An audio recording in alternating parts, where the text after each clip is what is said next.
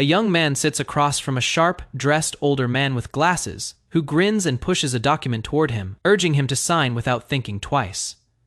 The young man stares at the pen in his hand, silent hesitation written across his face as he holds it over the paper. A woman nearby watches the two men talking and quietly wonders if the deal being discussed is actually safe. The young man snaps in frustration, protesting the pressure, while the older man slams a hand on the table and reminds him not to overthink it. The older man leans back, offering a wide smile and insisting he'd never scam an old high school friend, claiming he has already explained the guaranteed principal and compound interest details. He promises the young man's money will multiply, adding that this opportunity isn't something he shares with just anyone he called him, specifically because he was thinking of him. A memory surfaces. The young man recalls watching the older man take work calls at his own father's funeral and bowing to his boss there, saying it broke his heart to see him treated that way. The young man's expression tightens into a bitter smile, remembering how furious he'd felt when his father was brought up, yet he had been powerless to do anything about it. His hand moves across the signature line, hoping that the goodwill shown to him was genuine, since hope was the only thing he had left to hold onto. The older man removes his glasses, smirking coldly at having manipulated him so easily. 2 years pass. In the present day, a door creaks open into a dark, cluttered room. A young man clutches a toilet, retching violently, his body hunched over in the confined bathroom. He lifts his head, sick and exhausted, muttering that the snacks he'd finally treated himself to had just come back up. He is introduced as an ordinary 28-year-old man living in South Korea, stumbling through a messy apartment littered with bottles and papers, admitting his life falls far short of ordinary. He recalls that the man responsible for his downfall has been unreachable for a year, leaving him to barely survive, crushed under debt, with only 5 hours before his part-time job. He considers reading a little before sleep, the only hobby left in his decaying routine. He reaches for a worn black book on the shelf, the novel Dark Header, promising himself just 30 minutes. Lying on his bed, he flips through pages he has read over 100 times, the story somehow always feeling new. He calls it a small escape from a miserable life, even if only for a moment. Suddenly he freezes, eyes widening in surprise at something unexpected on the page. Strange purple, glowing black feathers drift outside the window, catching the man's attention as he sits at his desk, murmuring in confusion at the sight. He touches his face and notices blood trickling from his nose. Recognizing the feathers as those of a crow, a sudden cough forces more blood from his mouth. Catching him completely off guard, blood splatters across the pages of his book as it falls from his hands, staining the sheets beneath him. Gripping his chest, he realizes something is deeply wrong with his heart. Struggling to breathe, he collapses forward as dark purple energy begins swirling violently around the book on the floor. Blood drips from his mouth as he curses his misfortune, gasping through the pain. Sitting on his blood-stained bed, he questions whether this senseless end is truly how his life will conclude. Just as he begins to accept his fate, something stirs violently within him. In his final moment of clarity, the only image that surfaces in his mind is the face of the man who scammed him. Purple feathers scatter around his collapsed body as he admits, with regret, that there was nothing he could have done. A burst of black feathers rises into a night sky, revealing a masked figure with glowing blue eyes staring outward. Breathing heavily, he turns, startled, gripping the fabric of what looks like royal robes, wondering aloud what just happened, and whether it had all been a dream. A close-up reveals his eye has changed, gleaming an unfamiliar shade of blue as he questions where he now stands. He finds himself inside a grand chandelier-lit hall, demanding to know where exactly he is. His eyes widen with unmistakable fear as a sharp, threatening sound tears through the air behind him. Perched ominously on a branch, a massive crow-like creature glares down with piercing red eyes.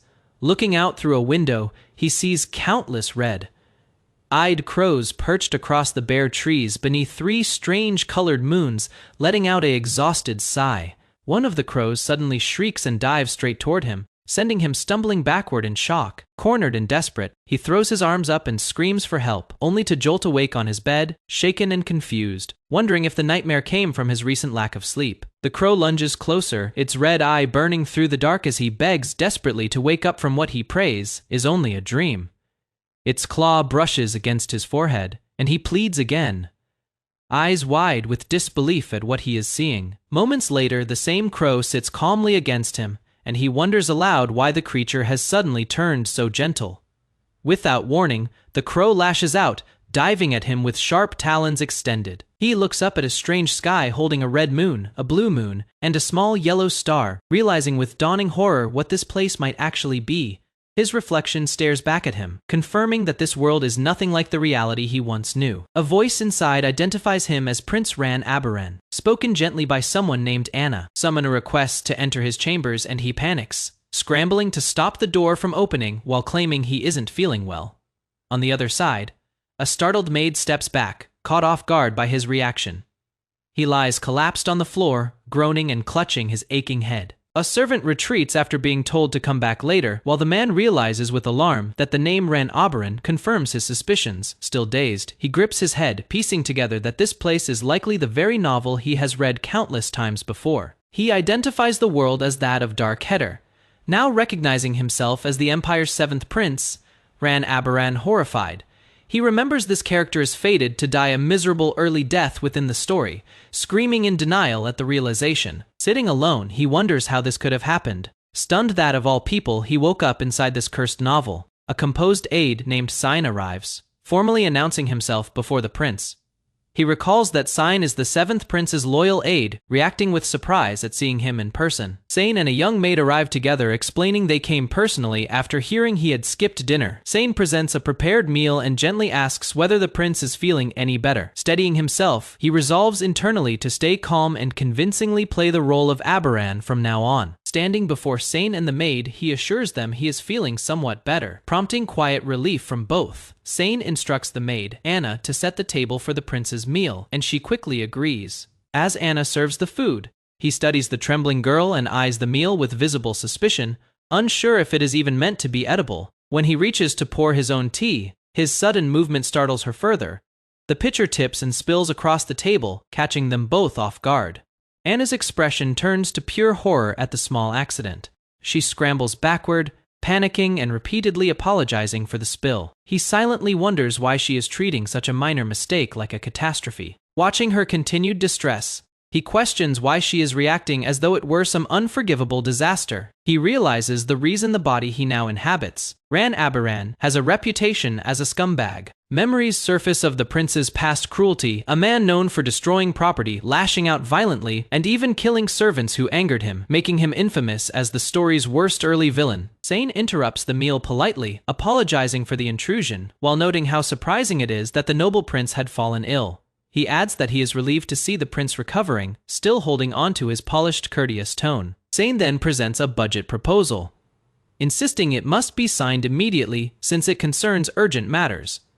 Internally, he dismisses the claim as nonsense, recognizing the manipulation, while wondering what real business a supposedly foolish, incompetent prince could ever be trusted with. Studying the documents closely, he identifies them as clearly fabricated, meant only to siphon away the prince's share of the funds. He realizes Sign's influence stems from being a relative of the empress, whose power extends throughout the entire empire. Despite recognizing the scheme, he knows the original prince was too foolish to ever have noticed, and hesitates over whether he must sign in order to stay consistent with the story. Sane mocks him openly, questioning whether royalty could really have forgotten how to hold a pen. Clearly enjoying the humiliation, fuming quietly at being disrespected despite his status, he questions why fate forced him into the body of someone so pathetic. As Sign presses further, insisting his need for guidance is exactly why signing is necessary. Pen in hand, he steadies himself, preparing to sign the document Sign has placed before him. Sane presses him again, urging him to stop thinking and simply sign without hesitation. The moment feels familiar, and he realizes this situation mirrors the exact scam that ruined his old life.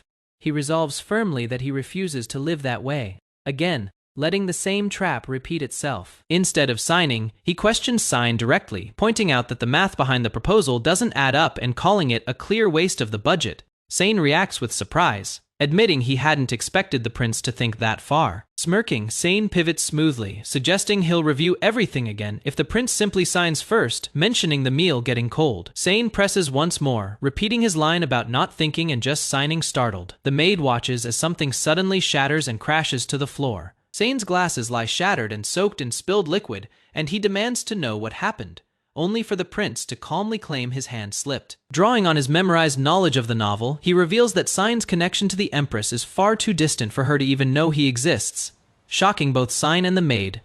Enraged, Sign lashes out and strikes him across the face. Bruised but defiant, he insists he doesn't know how he ended up here, but refuses to quietly accept the death that awaited him in the original story, twisting the blame back onto Sign for distracting him. Reflecting on his old life of being ignored and constantly losing, he declares he refuses to live that way. Again, resolving to use his knowledge of the novel and the prince's power to change his fate. Sane freezes in place, demanding to know why the prince has suddenly turned so bold. Calmly pointing at the ruined carpet, he simply states that it has gotten dirty.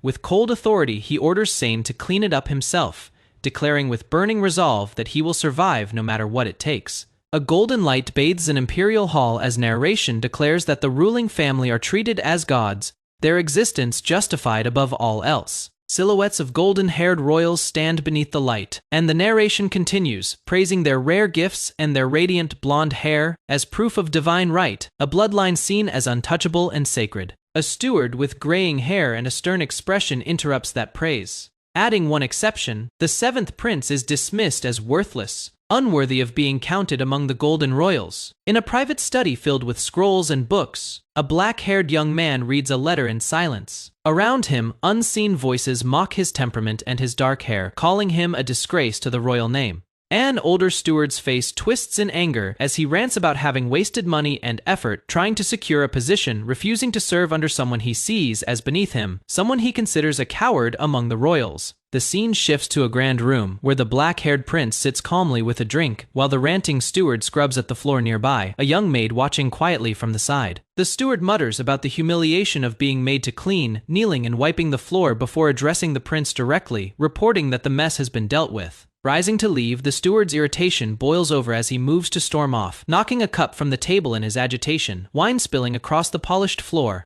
The prince responds by flinging something at him without warning, striking the steward and knocking him backward in shock.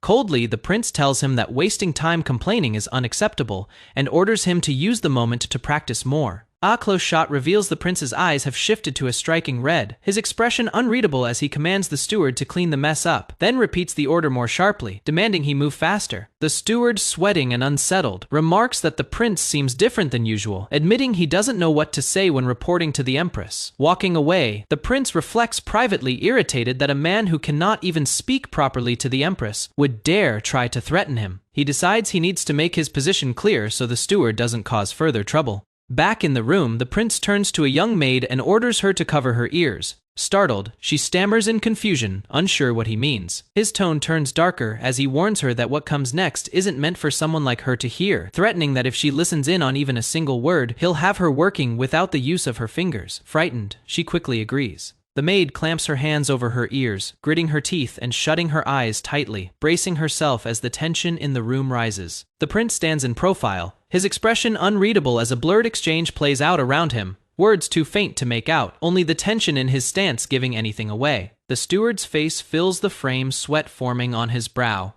his mouth open mid-response, replying to something said just as the exchange continues in muffled, obscured dialogue. The steward's face turns pale in an instant, his eyes wide and unfocused, as though he is staring at something lifeless, a corpse, rather than the prince standing before him. Later, outside in the palace courtyard, maids gather while washing linens, whispering among themselves about how the seventh prince has seemed different ever since that day, his behavior shifting in a way they can't quite explain. Beneath an open sky, the maids continue their conversation, admitting to each other that he has become far more frightening than before, one voicing quiet fear about whether they'll even survive to see the following year. Two maids scrub laundry near a well, quietly relieved that they haven't crossed paths with the prince recently, noting that he has been staying inside his palace instead of wandering the grounds. One maid, Anna, is startled when reminded that she is behind on her assigned cleaning duty, quickly acknowledging the mistake and rushing off to attend to her task.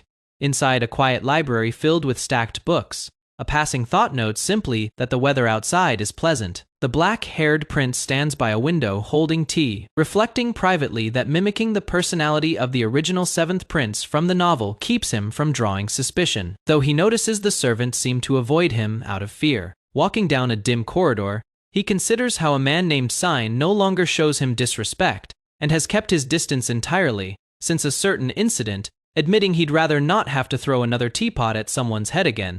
Sipping his tea calmly, he reasons that his relaxed attitude comes from knowing he still has time. with 1 year remaining before the original story begins and 3 years before his character is fated to die.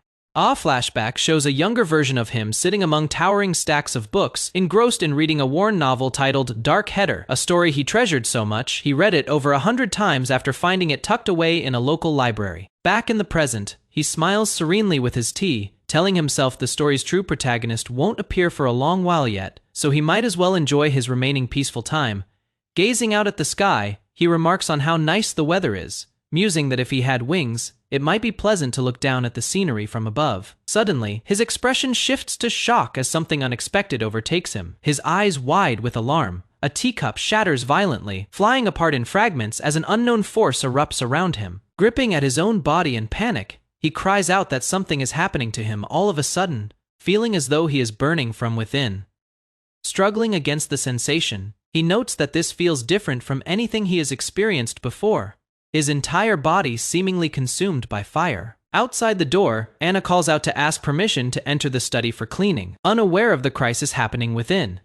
Inside, he can only manage a desperate silent plea for someone to save him. Anna peeks into the room cautiously, relieved to find that he doesn't appear to be present. Unaware of what has just occurred moments earlier, believing the room to be empty, she steps in to begin sweeping, only to be startled when something shatters unexpectedly on the floor before her. Looking down with regret at the broken shards, she laments the loss, noting that if she had been able to sell the item intact, it could have fed her family for a month. A faint rustling sound catches her attention, causing her to pause and glance over her shoulder in confusion. A large crow with piercing red eyes suddenly bursts into view. Wings spread wide as it lets out a sharp cry, leaving her startled and questioning what the creature could be. Managing to catch the bird, she scoops it into her arms, scolding it gently for sneaking into the palace and warning that a very frightening person lives within these walls. A crow lets out a sharp cry, its red eye wide with something close to disbelief, as an internal voice mutters that it can't believe what is happening. Anna stands frozen, arms wrapped around the crow, questioning aloud whether the seventh prince has somehow changed into this bird, unable to understand why or how such a thing could happen. Anna admits she'd like to care for the crow if she could, but worries that if the real prince catches her holding it like this, they would both face deadly consequences.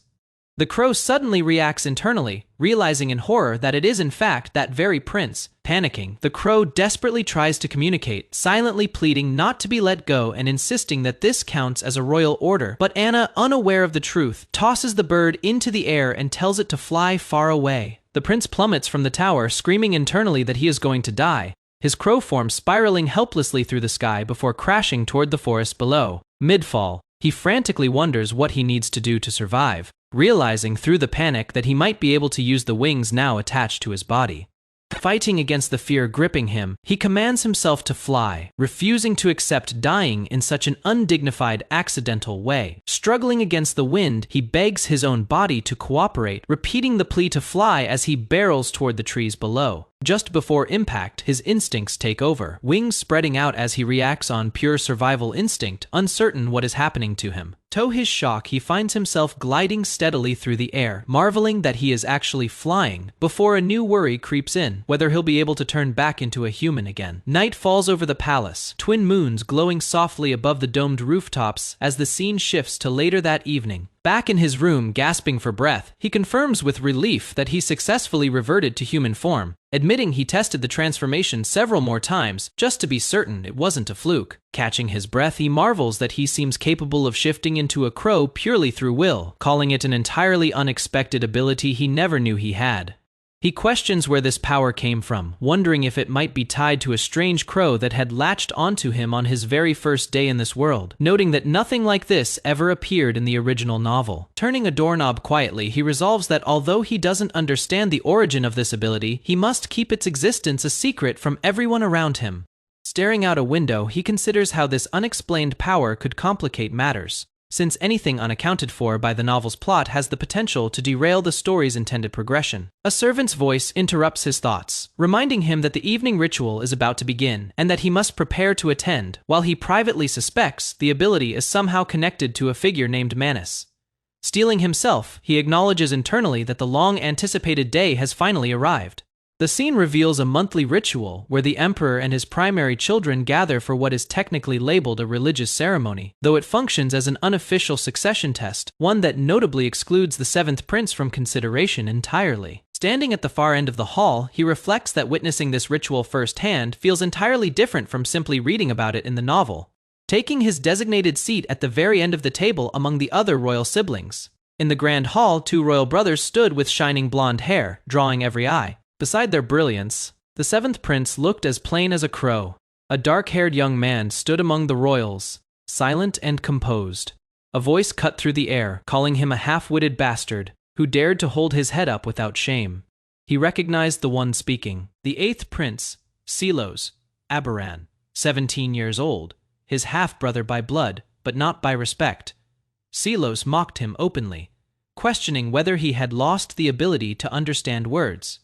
The dark-haired prince faced him without flinching, reflecting quietly that they were both minor figures who barely mattered in the grand story unfolding around them. Silos slammed his fist on the table, shouting and demanding a response, calling him deaf. The first princess stepped in, her tone sharp beneath its politeness. She reminded them that brothers should get along and warned against causing a scene before the emperor. Silos immediately backed down, apologizing to her with visible unease. The seating arrangement made the hierarchy clear. First prince, third prince, and second prince sat in careful order beside the first princess, each position reflecting their rank within the empire. Royal power came from something called manus, a unique force tied to bloodline. The brighter a royal's hair, the stronger their manus, marking them as true members of the ruling class. The dark-haired prince stood apart from all of them. His body, the one now inhabited by an outsider's consciousness, had been born with pitch-black hair and no manus at all. The only royal cursed this way. It explained why the original owner's personality had turned so bitter. Attention shifted toward the center of the hall, where a stone platform stood beneath a heavy curtain, the room's whispers falling into anticipation. The emperor's arrival was announced. Every royal bowed toward him. Above them, gold and dark hair alike bent low as the room fell into a tense stillness, the moment carrying both glory and the shadow of ruin. The emperor loomed at the center of it all, the highest power in the empire. He called for the ceremony to begin without delay. He revealed the ancient blue stone tablet, an artifact left behind by the first emperor, Prasa. It was said that when manus was poured into it, its true purpose would be revealed. The tablet's function became clear. It measured the strength of a royal's manus directly from their touch. When the emperor placed his hand upon it, a surge of light shot outward from the stone, extending across the hall as his enormous power made itself known. The light stretched all the way to the table's edge, drawing awed murmurs from the gathered royals. The dark-haired prince silently wondered whether the light had always reached that far or whether something had changed. The tablet's light dimmed, and a new hand was offered forward. A voice called for anyone who wished to challenge the result to step up.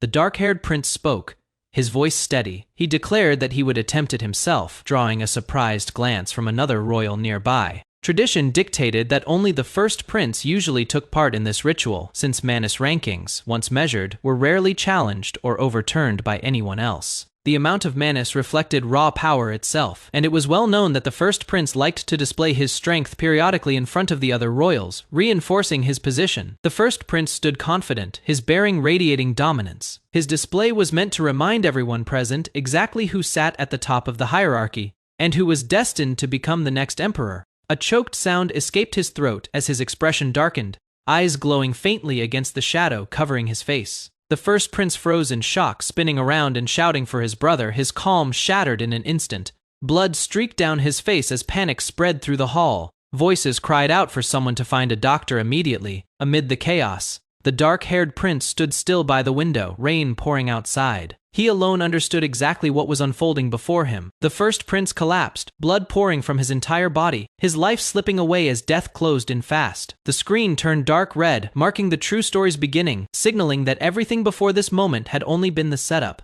In this world, manus is a rare power that runs through the royal bloodline, though its form differs for each user. The first prince wields water manus, while the second prince commands fire, each ability shaping how they carry themselves at court. During the day's manus measurement, the first prince pushes out a stream of water, only managing to cover a little over half the testing table. Before the results can settle, he suddenly collapses, coughing blood in front of the stunned second prince and an attendant, both scrambling toward him in shock. A young man with dark hair looks on, sweating, realizing this isn't supposed to happen yet.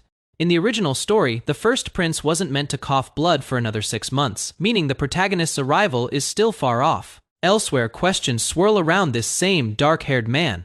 Why can he transform into a crow when his original self in the novel had no manners at all? He studies his own reflection, unsettled by an ability the novel never described appearing right after he took over this body. He wonders if it is really just coincidence. The second prince, meanwhile, smashes his fist through a mirror in his room, frustration building as he mutters that everything had been fine that morning, and the day before had been ordinary too. His fist strikes again, shattering more glass, disbelief cracking through him along with the mirror. He drops to his knees, groaning in pain, his body shaking as something inside him seems to be breaking down. Gripping his own face, he realizes that every attempt to use Manus now sends burning pain through his whole body, and he fears he may have lost his power for good. Struggling to stand, the first prince insists this can't be happening to him. He is the Empire's first prince, the future emperor. He grabs his cane, snapping that he is different from the insects around him, certain of his own superiority. The second prince, unaware of what is coming, relaxes on a couch with a hookah, assuring himself his condition is nothing serious and that rest will fix it. A shadow suddenly appears near him, and he jerks around in alarm, demanding to know who is there. The dark-haired man watches calmly as the hookah pipe is destroyed, silently noting that this prince is a monster in raw physical strength. The second prince sneers at the intruder, mocking him as a powerless cripple unworthy of being sent as an assassin. The dark-haired man replies coolly that if he really were an assassin, the prince would already be dead, adding that he wasn't even noticed until he spoke. He points out the irony. Someone like him managed to slip into the emperor, to be's own bedchamber, one of the most heavily guarded rooms in the empire, without leaving a trace. The second prince demands to know how he got in and what trick he used. The intruder simply shrugs, claiming he climbed the outer wall, a claim as calm as it is unbelievable. The second prince scoffs, refusing to believe the story of scaling the palace wall from outside. The dark-haired man presses on, asking how the second prince's body has been feeling, noting that the royal physician likely found nothing wrong, but that he himself must know his own condition better than anyone else. The second prince lets out a short scoff, brushing off the question, then bursts into loud, mocking laughter at the whole situation. The dark-haired man watches him calmly, and remarks that he now understands, adding that the prince uses his head more than he appears to. The second prince's expression turns venomous, as he accuses the man of secretly poisoning him, planning to use it as leverage so he could keep his life once the prince becomes emperor. The dark-haired man cuts him off sharply, telling him that if that was his guess, he has gotten it completely wrong, and calls him a foolish little brother. He continues coldly, warning that within a week, the prince will be begging for death, with blood pouring from his eyes and ears. Startled, the second prince lunges forward with his hand outstretched, demanding to know what he means. The dark-haired man settles back casually, insisting he hasn't used any tricks or schemes at all. He explains further that the prince's body will keep deteriorating rapidly, and that eventually he'll die bleeding from his entire body, adding that even he himself doesn't yet know who is truly behind it. He leans in, telling the prince to listen carefully to what he is about to say. He states plainly that this is the prince's last chance to save his own life. Later, flying through the rain as a crow, the man reflects with relief that the prince turned out to be just as simple-minded and cowardly as he was written in the novel. He notes that the prince didn't even bother sending a single tail to follow him after he left the palace. Sitting alone afterward, he allows himself a moment of exhaustion, thinking that for now, he'll be able to use the prince however he wants. Soaring over the rainy capital, he muses that this crow ability is surprisingly convenient, letting him travel to far more places than he expected. A thought stops him mid-flight, since he is already out here, free and unnoticed. Maybe there is more he could do with this chance.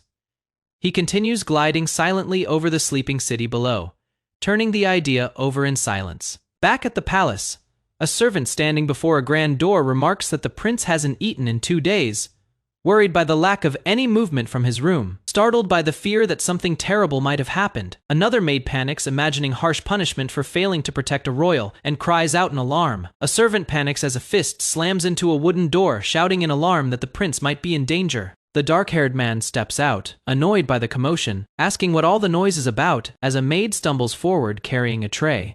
He pulls the door open sharply, sending the startled maid crashing to the floor, along with her tray. The spilled contents splatter across the floor and onto his shoe, leaving a mess between them as she stares up in horror. Terrified, the maid drops to her knees, crying out that she has committed a crime worthy of death, insisting she only meant to check on him since she thought he seemed unwell. She stammers helplessly, unable to finish her sentence, distressed that she has caused a disturbance on top of everything else. He glares down coldly, asking how she intends to take responsibility for soiling the floor and his shoes. She begs desperately, saying she deserves to die but pleading for her family to be spared instead. He waves it off, telling her to forget it and just clean the mess spotlessly within 5 minutes before leaving. As she scrambles to comply, he adds a new rule. From now on, she is forbidden from approaching his private quarters, unless personally summoned, muttering to himself about not wanting to deal with any more annoyances or dramatic offers of her life. A month has passed since the first prince's mysterious nosebleed during the ritual, evidenced by scattered books and papers piling up around his desk as he searches for answers. A quiet rumor begins spreading through the palace. The first prince, the empire's next emperor, has lost his abilities. The dark-haired man reflects that to the other princes and princesses, this rumor signals a golden opportunity has opened up, in the original novel, to silence these rumors. The first prince urges the emperor to move up the timing of the hunting competition, despite it being scheduled for 6 months later. The man notes with some relief that events are still following the novel's plot so far, though he worries whether this disruption is confined to the capital or already affecting the protagonists elsewhere. On the day of the hunting competition, rows of soldiers and knights assemble before the gates as he privately hopes to cross paths with a certain person today so he can hand something over, planning to wait patiently for the right moment. A brash young man calls out mockingly, addressing him as nothing more than a bug. Riding alongside him, the same figure taunts that his black horse suits his gloomy personality, while the dark-haired man privately worries that this year, 1 full year before the novel's story begins, this rival seems far more hot-headed and impulsive than his novel counterpart. Choosing to ignore the taunt entirely since an important event awaits him, he rides on, prompting the furious rival to shout after him for ignoring him. Undeterred, he calms his black horse, remarking that he actually prefers it to a golden one, while another rider comments that the 7th prince at least seems to have a way with animals. Before the group finally announces their arrival, the group arrives at the entrance to the imperial forest, marking the true start of the hunting competition. Ahead stands the Tower of the Beginning, a massive rock spire where the opening ritual is held every year. The dark-haired man notes that once the first prince finishes performing the ritual, the hunting competition will begin immediately. The elderly emperor, aged and imposing in fur and armor, steps forward for the occasion. He reminds the first prince to prepare himself for the coming ritual, and the prince responds with practiced obedience, acknowledging his father's words. The second prince, walking beside his brother, remarks that he is glad to see him looking healthy and asks if he has decided on his wish yet, catching the first prince off guard as he questions what wish he means. The second prince clarifies that it is the wish granted to whoever wins the hunting competition, adding smugly that the first prince is obviously going to be today's winner. Anyway, obviously, the narration explains that the ritual exists to showcase the future emperor's manus, a public display of the royal family's strength, held in front of the gathered nobles. In the crowd, nobles murmur their excitement at finally witnessing the first prince's manus firsthand, though one voice quietly brings up a rumored incident, quickly hushed by another fearing they'll be overheard. Elsewhere, the second prince fumes, furious with himself for having trusted advice from someone he calls nothing more than a bug, warning that they'd better not have been lying to him. The dark-haired man watches from a distance with a faint, knowing smile on his face. Meanwhile, the second prince channels a surge of crackling energy, snarling that if he has been tricked, he'll make sure to kill the one responsible in the most agonizing way possible. Back near the crowd, the dark-haired man observes another young man standing rigid with nerves, teasing him lightly and telling him not to be so tense, addressing him as Reja.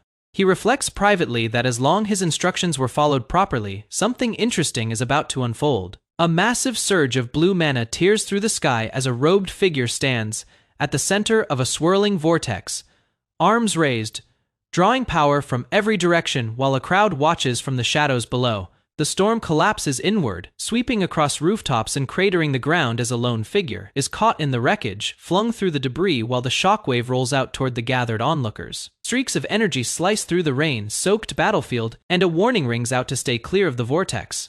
Moments later, the shockwave slams down and a man grunts in pain as he is thrown back by the impact. Amid the chaos, a dark-haired officer orders his men to retreat, his expression grim as he watches the storm intensify, refusing to say more than a clipped acknowledgement. At the heart of the surge, a young man declares himself the first prince, his eyes burning with conviction as raw power crackles around him, baring his teeth. He invokes two names, Reisha and Abaran, as the energy around him twists and surges with new intensity. He roars that he is the one destined to become emperor, thrusting his hand forward as a blinding orb of power erupts from his palm.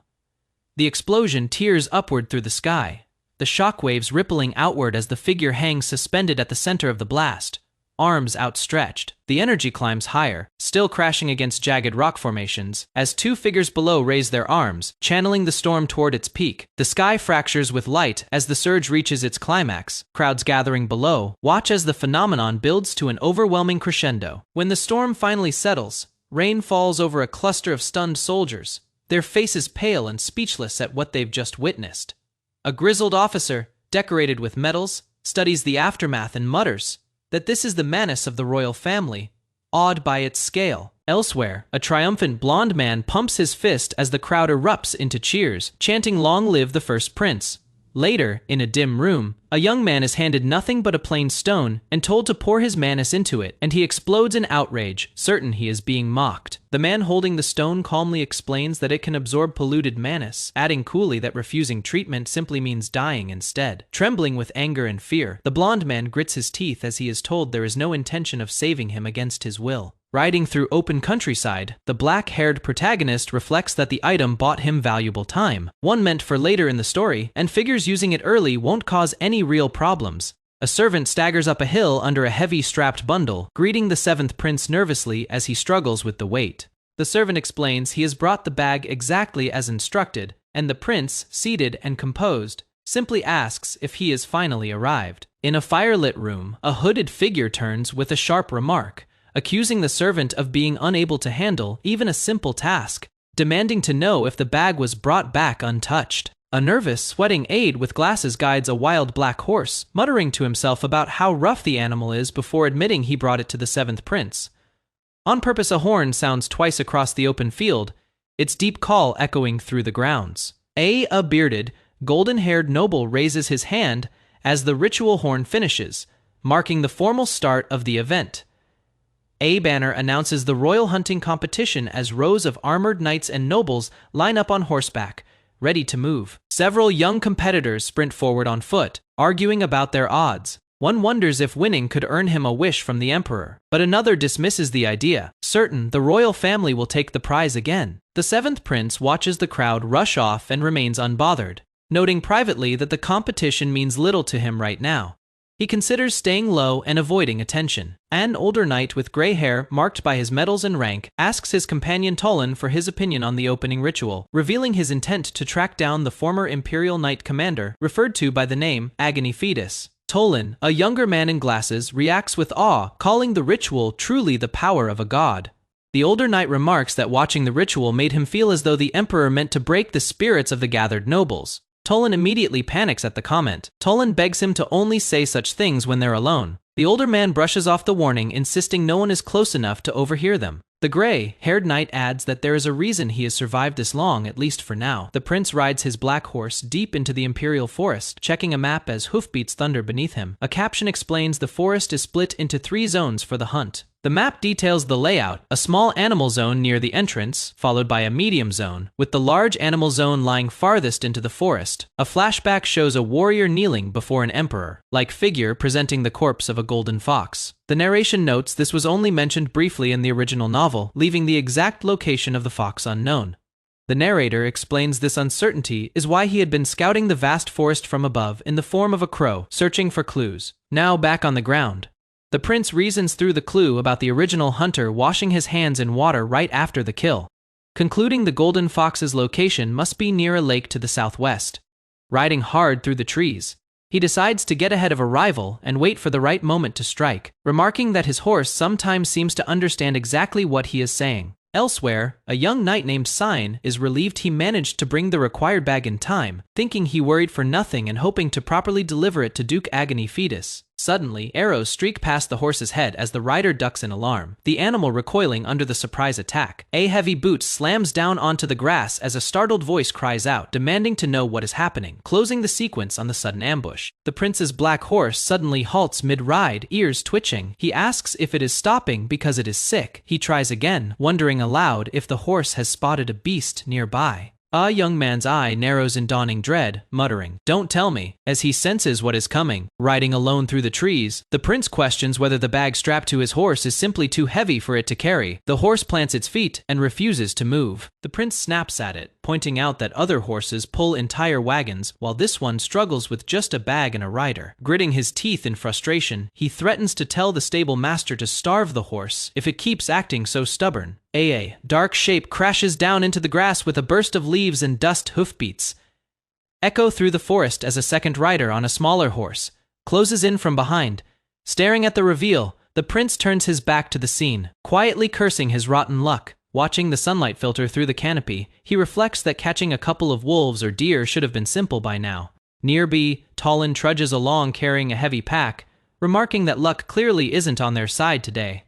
The older knight beside him says nothing. The gray-haired knight admits that he has gotten old too, having spent his whole life as a sword and shield for others. But time is something even he cannot defy. Tolan protests, insisting the man is already a legend and shouldn't speak that way. A flashback shows the knight in his prime, armored and drenched in the aftermath of battle, as he recalls his countless military exploits as Imperial Knight Commander exploits that now belong to a retired old man back. In the present, he asks Tolan if he has ever seen the royal family up close. Tolan admits he has only ever viewed them from a distance. Just like today, the knight tells him he'll understand once he faces them directly, promising he'll then see who the truly magnificent beings of the empire really are. The scene shifts to a black and white memory of a grand imperial capital, its cobblestone streets lined with carriages, as a voice describes the royal family as gods themselves, protected by his family for 1,000 years. In an old carriage, a father tells his young son that he has grown old and the boy must now take his place, urging him to always take pride in serving as a loyal house of the imperial household.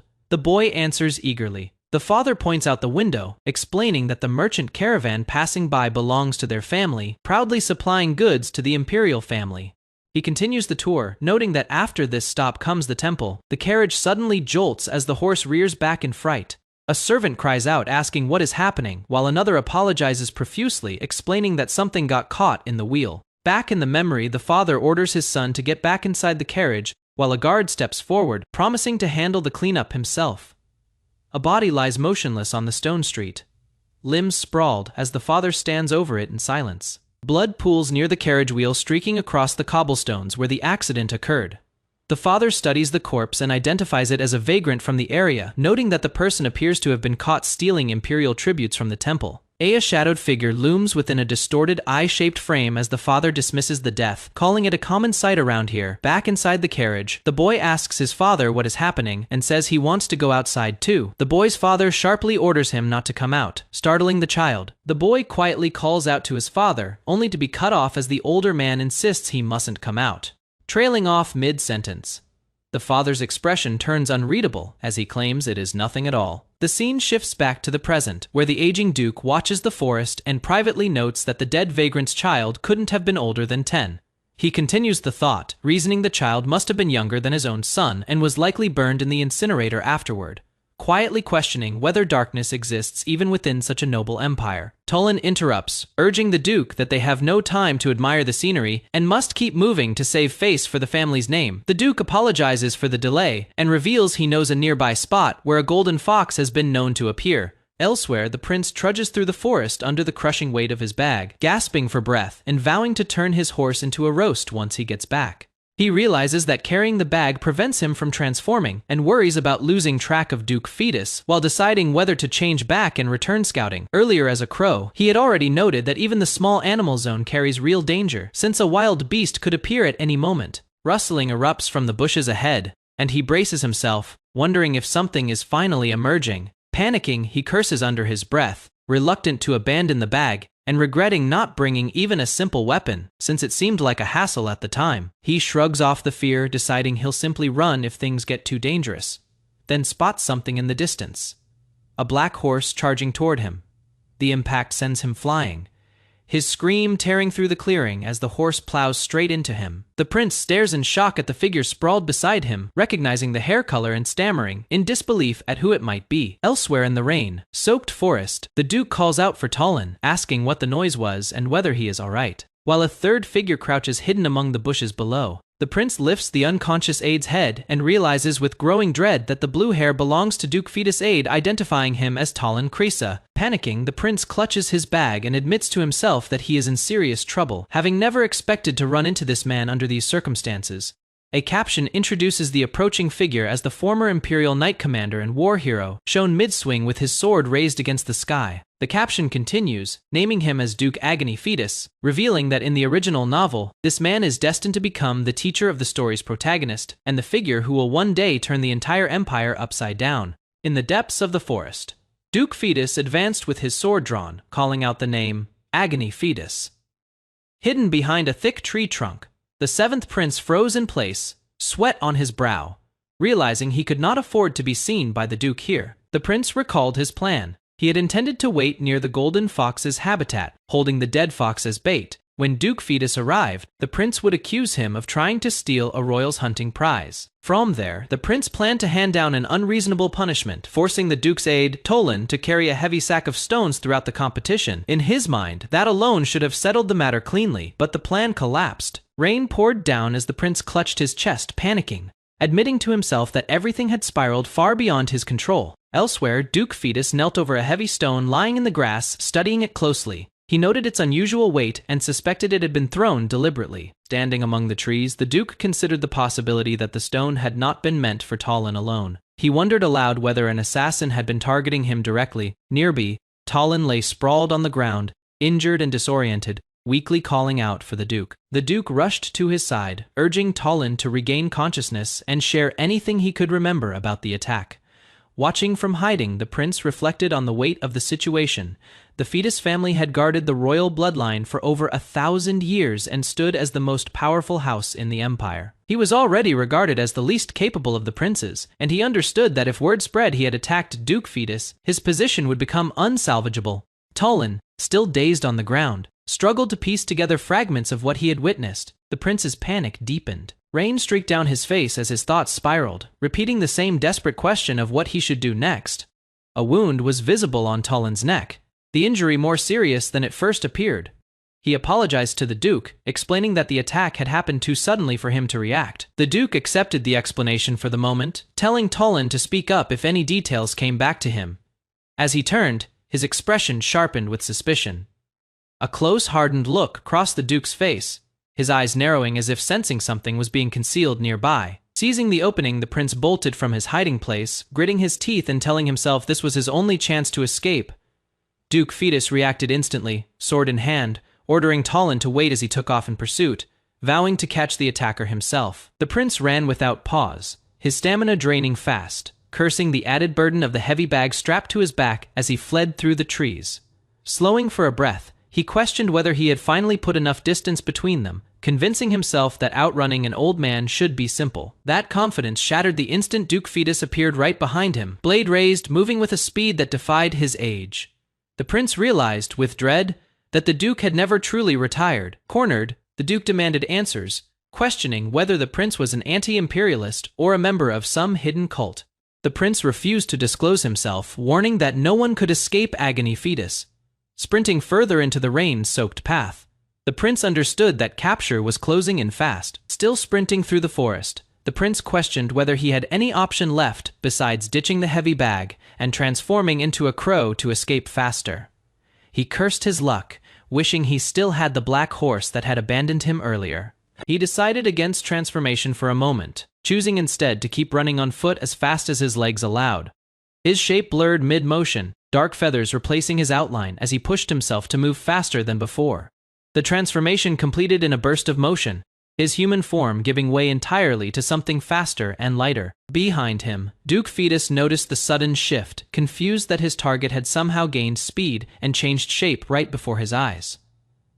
The Duke pressed forward regardless, blaming his aging eyesight for the strange sight, refusing to let frustration slow his pursuit. After tearing through the underbrush and snapping fallen branches in his path, the Duke finally stopped in an open field, breathing hard, uncertain if he had lost his target for good. In the sky above, the prince felt his body grow strangely light, wondering if he had turned into a crow again, though the sensation of running never fully left him. The rhythmic sound of hooves striking the ground echoed nearby, and he wondered if the same black horse from before had returned. A reflection of sky and trees shimmered in a wide, alert eye, and the prince began to suspect something else was happening to him. He looked down to see he had become the horse itself, rearing on its hind legs, and could only think that the whole situation had turned absurd. Footsteps approached through the dark brush, and two figures in white royal uniforms arrived. One of them marveled aloud, asking his companion if he had truly caught such a creature himself. The pair stood facing a massive cave, like shadow, and one turned to ask why his brother seemed to find it so hard to believe. The two princes stood together as one confirmed that his brother had won the hunting competition, then asked what wish he intended to request from the emperor. A sly smile crossed the winning brother's face as he admitted he already had something specific in mind. Meanwhile, deep in the woods, the seventh prince slumped exhausted at the base of a towering tree, letting out a long breath of relief. Reality caught up with him fast, and he buried his face in his hands, realizing just how badly his situation had turned. He remembered with dawning horror that he had lost the bag somewhere during his escape. Nearby, two of his men writhed on the ground in matching panic, one shouting that they had lost the most important item, insisting there had to be a limit to how badly things could go wrong. Lying back in the grass, the prince stared up blankly, his expression caught somewhere between disbelief and defeat as the weight of the disaster settled in. Alone in the woods, the prince told himself that standing around agonizing would change nothing. He decided the only sensible move was to retrace his steps and check what had happened to the bag. Nearby, Tolan sat propped against a tree, still dazed, and stirred when he noticed Duke Fetus approaching, greeting him with surprise. The Duke asked if his head felt any better. Tolan admitted he was mostly fine, though still a little dizzy from the earlier blow. The Duke's focus shifted to what mattered more.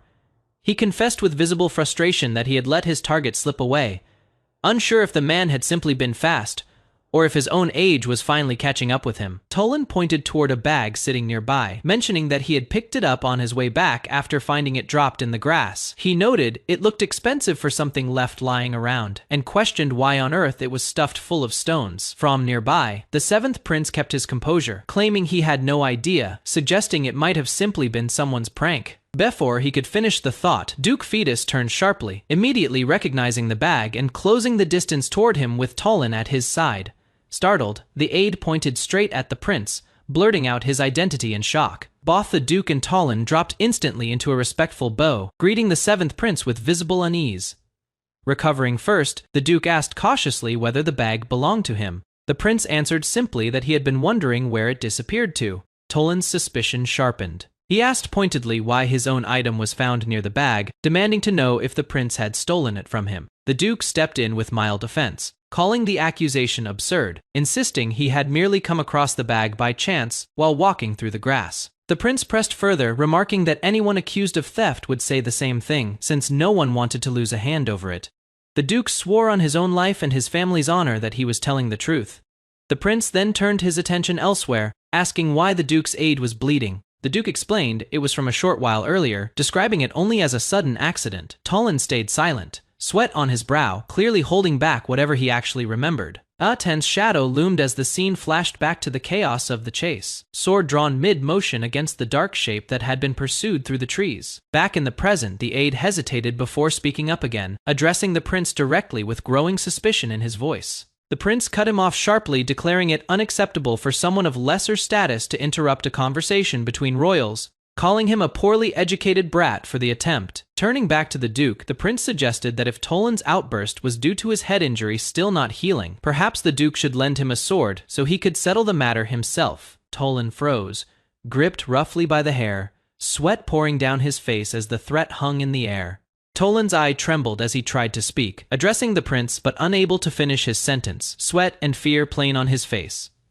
Duke Fetus cut in first, bowing before the prince, and admitting his aide had made a serious mistake. He offered to discipline Tolan harshly himself if the prince would show mercy, and the prince accepted, praising the Duke's loyalty as admirable. The scene shifted to Tolan lying beaten on stone flooring, motionless, while a voice above him remarked coldly that this was truly exemplary, calling him an imperial dog who would not even flinch while his own aide suffered near death. Duke Fetus knelt before that same figure, hearing the chilling promise that his son would also grow up to be a loyal dog, just like him. Back in the forest, the prince gripped the bag tightly, telling the Duke that meeting like this was fate, and that he would trust him with it for the day. His expression darkened as he warned that the item inside was extremely important, instructing the Duke that even in death, he must not let it leave his body. He pressed further, demanding to know if the Duke understood the weight of that order. The Duke lowered his head, swearing to humbly obey the prince's glorious command. With the exchange settled, the prince cheerfully excused himself, wishing the Duke a fun time hunting, relieved that his body suddenly felt lighter now that the burden was gone.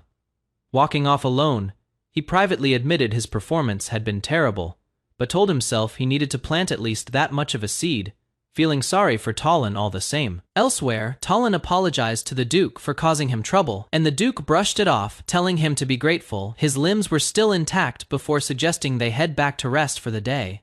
Tolan suddenly spoke up again, telling the Duke he had remembered something about the person who had thrown the stone at him. He revealed it had been the seventh prince. The Duke stopped him immediately, admitting he hadn't realized it himself until seeing the prince in person, and told Tolan firmly that nothing more needed to be said. A narrator's voice explained that in the original novel, Duke Fetus would eventually cause a devastating incident during next year's hunting competition, driven by the death of his son within that year. The prince, reflecting on this, admitted he needed a strong enough stimulus to force that same incident to occur during the current competition instead.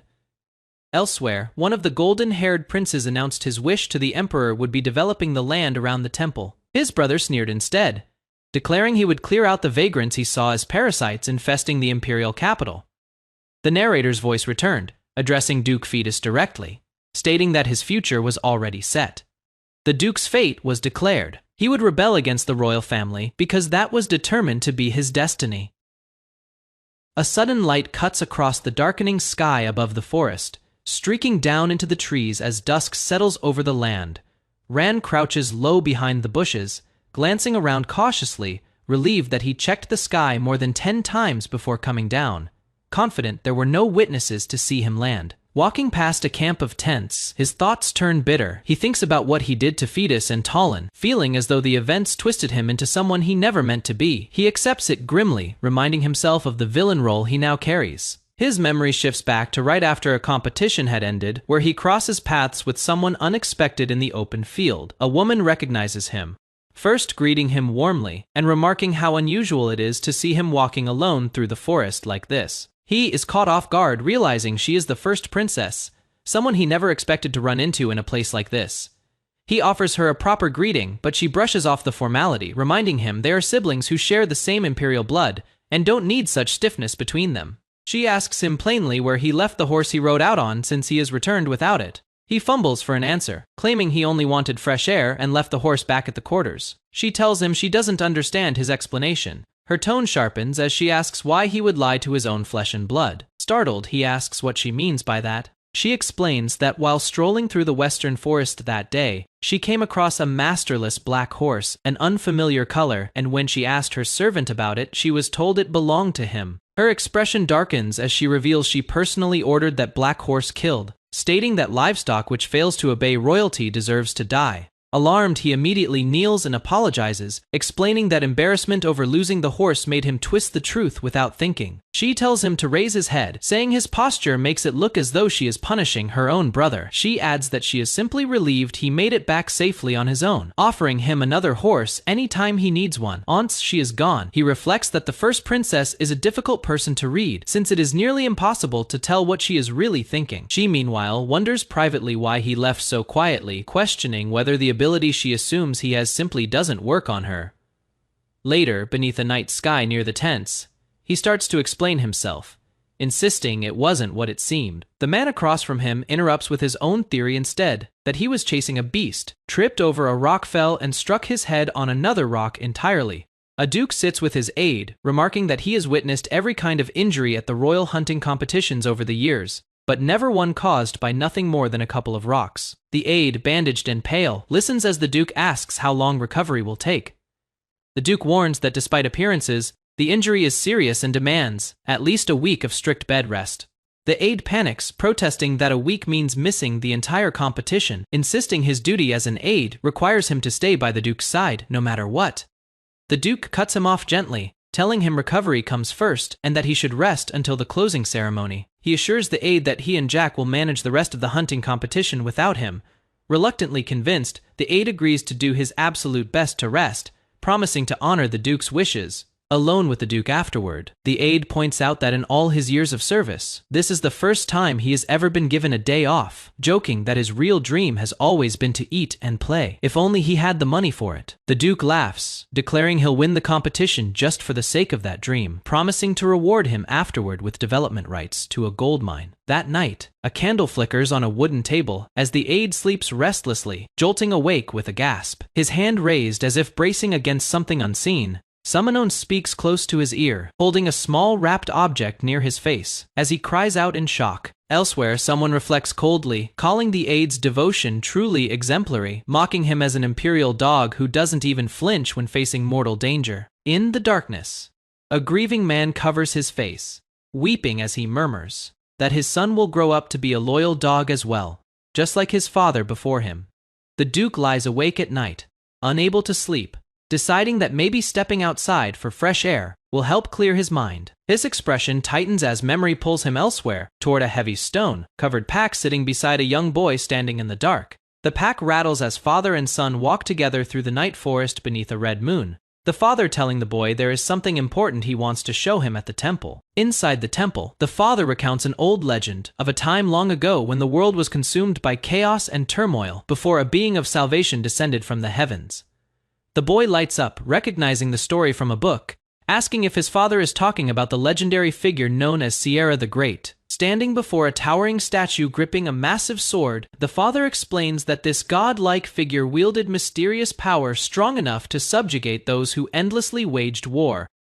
He continues, revealing that this very figure united the empire over 1,000 years ago and named it Aberan, becoming the founder of the imperial family they now serve. Turning to his son with pride, the father calls him his treasure, addressing him warmly by name Flynn. He asks his son to follow in his footsteps one day, to grow into a proud sword serving the imperial family as sunlight breaks over the mountains behind him. The Duke walks on with the stone-filled pack still strapped to his back, wondering under his breath why he is still carrying such heavy weight. His face tightens as he questions himself further, wondering whether it is out of loyalty that he keeps carrying it, or something else entirely. A distant horn cuts through the sky, and he freezes, recognizing the sound, and asking aloud if this could really be what he thinks it is. Soldiers gather in shock, murmuring in disbelief that so many beasts were slain in a single night, questioning how one person could have accomplished all of it. A massive burst of energy tears through the battlefield, and onlookers realize the first prince has wiped out the beasts entirely, leaving them to wonder if the hunting competition has already been decided. Avois explains that the competition was originally meant to last 4 days, but the first prince of the Aberan Empire achieved an overwhelming hunting record in a single night alone. The golden-haired first prince is formally declared the winner of the hunting competition, his expression calm and composed under the open sky. The emperor congratulates him on his victory, and the prince responds with practiced gratitude, thanking his father for the honor. As tradition dictates, the emperor asks the first prince to state the wish he desires as his reward. The crowd murmurs anxiously, recalling how the fourth prince once used his own competition reward to request the right to purge nomads from the border regions. Wondering what this prince might ask for instead, the prince kneels formally before his father, stating that vagrants have recently been infesting the area around the temple of Sierra the Great, threatening its dignity and security. With a faint smile, he explains that in order to restore the temple's ruined aesthetics, he requires the emperor's authority. The scene shifts to a burning village, soldiers moving forward with weapons drawn as flames rise behind them. Blood drips down a soldier's face as he grits out the words, humbly requesting the authority to cleanse them completely. Through the haze, a child's silhouette stands amid the wreckage, faintly calling out for his father. The father's face turns rigid with alarm as the boy's voice reaches him clearly, calling out to him directly this time. His hands grip his weapon tightly as troubled thoughts surface, recognizing himself as a loyal imperial dog, yet hesitating over the fate of that particular child. He moves forward through the chaos of the burning village, his soldiers following close behind as the surroundings blur into motion. His expression hardens with regret, as he apologizes quietly to his son Flynn, weapon still raised in his grip. Time shifts again, and someone stirs weakly, murmuring broken words before finally managing a clear voice greeting the figure standing over them with a simple, tired address. "Hey you!" A soldier stumbles, trying to greet Ran properly and ends up sprawled on the ground mid-sentence. Ran tells him calmly to move slowly, warning that the blood rushing to his head will make him dizzy. Struggling to rise, the aide rattles off advice to himself between winces, muttering about antibiotics and olive leaves before catching himself and asking Ran what actually brings him here. Ran hesitates before answering directly, then presses the aide with his own question, asking if he even realizes what situation the Duke is currently in, since the closing ceremony should have already started. The tanked aide freezes, repeating the words back in disbelief, unable to process that the ceremony is already underway. A voice urges him to hurry, telling him he'd better run there immediately, and the aide takes off in a panic, stumbling past the crowd. He shoves through the gathered soldiers, apologizing repeatedly as he forces his way forward, shouting for everyone to let him through. Reaching the front, he gasps out a final apologetic "excuse me," breathless from the run. The scene shifts to the closing ceremony grounds, where knights raise their swords around a kneeling figure. A voice calls out uncertainly, recognizing the kneeling man as the Duke. Fetus looks on in stunned anger, demanding to know what is happening to Duke Fetus, unable to make sense of the scene unfolding before him. Kneeling before the Emperor, the Duke declares that his family has served Sierra the Great since the very beginning, protecting the imperial line from the closest vantage point for over 1,000 years. The first prince cuts in coldly, remarking that the Fetus family seems better suited for the lowly task of dealing with vagrants around the temple than for any higher purpose. The Duke, unshaken, repeats his formal request before the Emperor, identifying himself plainly as Agony Fetus. The Emperor responds, acknowledging the loyalty the Duke has devoted his entire life to and agrees to grant his request. But he adds, almost amused, that it is comical how such great loyalty could lead the Duke to stand against the will of royalty itself. Blue energy erupts violently as the first prince unleashes his power, mocking the idea that he would ever show mercy. Baring his teeth, he sneers at the Duke, calling him mad and asking if he has forgotten that his current actions warrant immediate execution. Closing his eyes calmly, amid the crackling energy, the Duke accepts his fate, stating that the sin of interrupting a sacred ceremony is one he will pay for with his own life. The aide's voice tears through the air in horror as he screams the Duke's name, finally arriving just in time to witness it all. Elsewhere, Ran watches quietly among the gathered crowd, thinking to himself that it is finally starting, wishing someone he once knew could be watching from a distance as well. Later, beside a winding river cutting through green hills, a hooded figure crouches alone at the water's edge, gripping a bottle loosely, lost in silence beneath the open sky. Water ripples faintly against the hooded figure crouched by the riverbank, a small sound stirring beneath the quiet, catching his attention. He lifts his head slightly beneath the hood, startled, asking aloud what this strange presence could be as glowing water twists around him. The current surges upward violently, swirling into the sky above the hills as a voice presses him, asking if he can clearly see the execution ceremony of Agony Fetus unfolding, and whether he recognizes the might of the royalty he will soon have to face. The hood falls back just enough to reveal sharp, focused eyes as the moment settles into place, the true protagonist of the novel Dark Header, known simply as Radel. The former Imperial Knight Commander stood before his men, sword raised high against a burning sky. He was the head of the Fetus family, a lineage that had guarded the royal bloodline for 1,000 years, and a soldier who had bled for the Empire across 30 years of war. Lightning coiled around his kneeling frame as chains of energy tore through the air. He was named the Sinner, now Agony Fetus, stripped of every title he had earned. Raja Aberan, the first prince of the Empire, stood over him with a hand crackling with power. He declared the sentence aloud and moved to carry out a summary execution on the spot. The blast tore through the battlefield, light and current, ripping across the ground.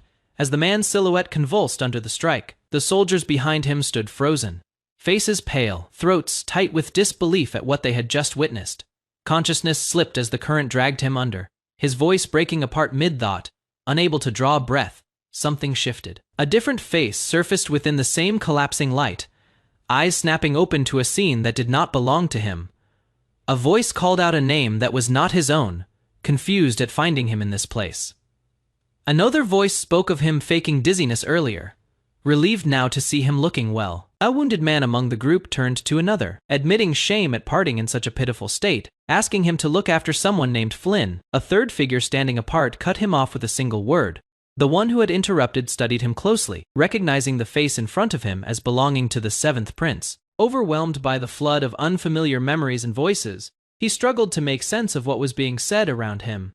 Through gritted teeth, he forced out a denial, refusing the fate closing in on him, insisting he could not die yet. Raising a hand crackling with restrained current, the same commanding figure prepared to act again, expression unreadable. A column of light split the sky, striking down with tremendous force as the rocky terrain below shook. The shockwave rolled outward across the clouds before the light collapsed inward, leaving a battered figure broken on the ground.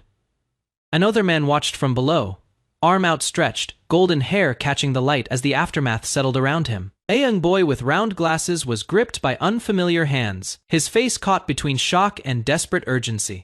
The dark-haired officer's expression remained hard and unreadable, his eyes fixed on something just beyond view. In a quiet library, a gray-haired boy sat hunched over a notebook, pen in hand, recording every detail as though his life depended on remembering it all correctly. In a quiet library, the boy at the desk paused his writing as a streak of light shot across the sky outside the arched window, catching his attention mid-sentence. The light climbed higher, a hooded figure below turning his head sharply to track it. As it tore through the clouds, he hit the ground hard, sprawled across wet grass, breath knocked out of him, only a quiet sound escaping his lips. An explosion tore through the earth where he landed, dirt and debris scattering outward before a second impact followed close behind. The blast rippled across the field as he pushed himself upright, staring ahead through the scattered wreckage. He studied the crater in front of him, uncertain what lay inside since the haze made it impossible to see clearly. The glow inside the wreckage pulsed, and he wondered aloud whether what sat within the light was actually a person. Something shot free of the wreckage, curving high into the sky, trailing a streak of golden light before an object launched from his hand and arced upward to intercept it.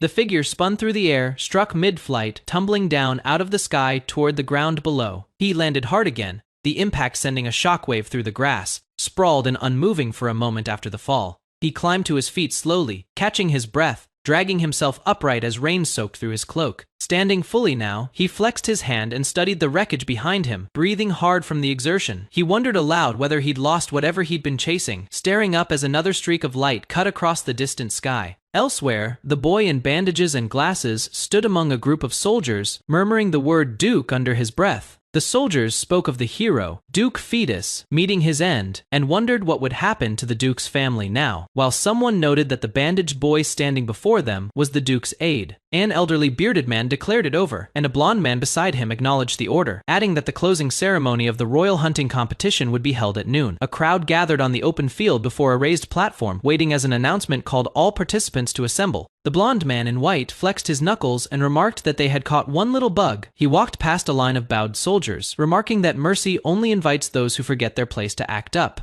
Among the murmuring crowd, someone declared the Fetus family finished too, calling their former head a fool for ever leading it, while the bandaged aide stood silent, absorbing every word. Someone in the crowd jeered at the bandaged aide, calling him a traitor while others laughed, but he stayed silent, offering nothing back. A dark-haired officer among the mocking soldiers noted quietly that Tolan's heart must be breaking, since he had been close to the fallen duke as his aide. He walked alone toward a tent, refusing to let the taunts touch him. Inside, he knelt among broken furniture, gathering pieces off the floor in silence. Something caught his eye on the ground, a rolled scroll tied shut, and he wondered aloud if it was a letter. He turned it over and recognized the crest pressed into the wood, realizing it belonged to the Fetus family. The letter opened with a line warning that if it was ever read, the writer was likely no longer alive, and it asked whoever found it to pray he could reach a place called Tarum. In a memory, the Duke held the same scroll and asked whoever read it to look after his son, Flynn, calling it an old man's final request. The Duke, in another memory, admitted he had a feeling he would soon make a terrible mistake, and told his aide that if that moment came, there was one thing he needed to know. The letter insisted that whatever happened afterward was in no way the aide's fault. The declaration continued, naming Agony Fetus as head of the family, and stating his final wishes plainly. It appointed his aide, Tolan Krisa, as acting head of the Fetus family should anything happen to him, closing with a blessing for his protection. Elsewhere, in a grand tower, a voice remarked coldly that someone had used their manus quite extravagantly.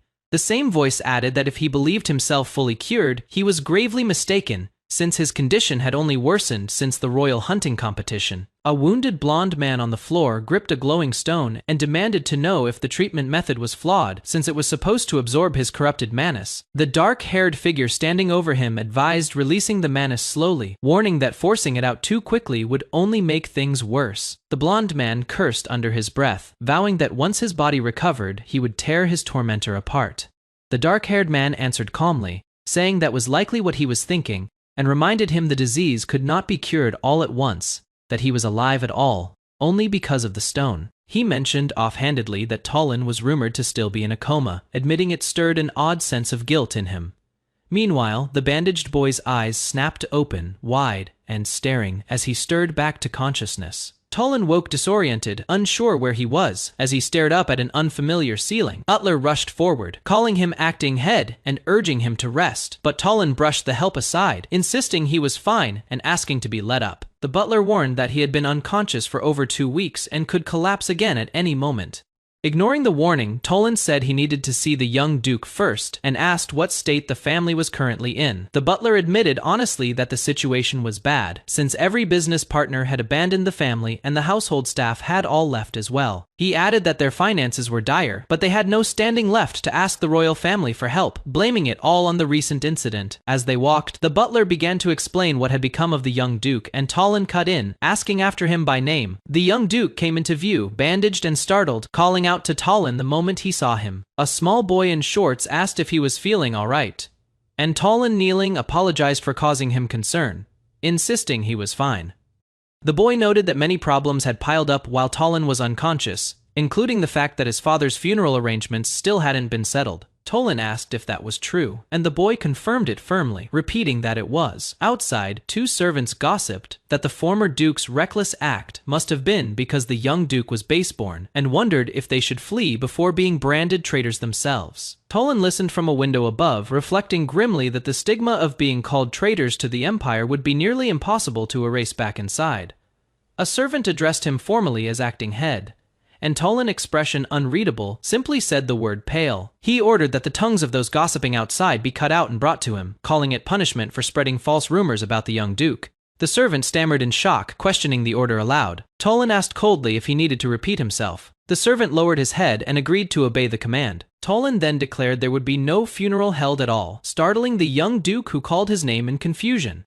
He explained that the former duke could no longer be considered a member of the family, and asked the boy to understand, even as the child demanded to know why Talon would do such a thing, only for Talon to repeat that he was now acting head of the fetus family. Talon told the young duke plainly that until he grew old enough to take his rightful place as head of the family, the duty to protect it fell to him, vowing that from now on he would act for the honor and survival of the fetus name.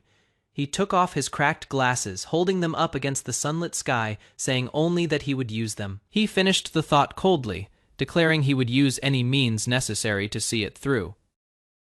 Inside a grand imperial chamber, a curse erupts. A cry of frustration rings out as a body is sent flying, crashing through a window in an explosion of light and debris. The destruction continues in a violent burst, shouts of rage repeating as the room is torn apart by an unstoppable force blasting through it. A tall, blonde-haired man stands alone in the wreckage, breathing hard, his back to the shattered window as rain pours outside. The room behind him lies in ruins. Elsewhere, a maid reacts in alarm outside a set of heavy doors, startled and confused about her situation, unsure why she has ended up stuck there. The blonde man, muscular and menacing, snarls a threat about tearing someone apart. His fist clenches hard enough to crack the surface beneath it. Then his expression shifts, recalling something he needs to handle the next day. He gives an order to spread word that he is heading into the imperial forest, but privately intends not to actually go there himself. A dark-haired young man questions why he'd be asked to do something so absurd, explaining he has his own reasons for being there. The dark-haired man refuses to simply go in himself, revealing his real motive. If the blonde man announces he is the one entering the forest, no one else will be allowed inside. The blonde man grows suspicious, demanding to know what scheme is being cooked up and what the other intends to do alone in there. The dark-haired man, smiling faintly, claims it is simply for treatment and tells the blonde man to wait quietly in the room. In the meantime, his hand crackling with strange energy, violence breaks out between them, the dark-haired man's hand gripping at the blonde man's collar as they clash in a burst of motion, one of them cursing the other as a bastard. The blonde man overpowers him with crackling force, mocking him for acting as though he has become someone important lately, claiming he could simply consult the Empire's scholars about such a minor treatment. Choking the other man, the blonde man warns that his patience is running out and threatens to end his life right there. Struggling for breath, the dark-haired man mocks the idea of consulting scholars, warning that if that is the plan, he'd better hurry. The blonde man's face is bloodied, his condition worsening. Someone notes that using Manus, again, must have shortened his lifespan further. He groans in pain. A spray of blood staining the floor tiles beneath him, struggling to stay upright. In pain, he is warned that if he stops the treatment now, he won't be able to move properly for a week. The dark-haired man leans in, grinning, asking if he isn't curious how the imperial family would react once word spreads that the Empire's first prince has collapsed.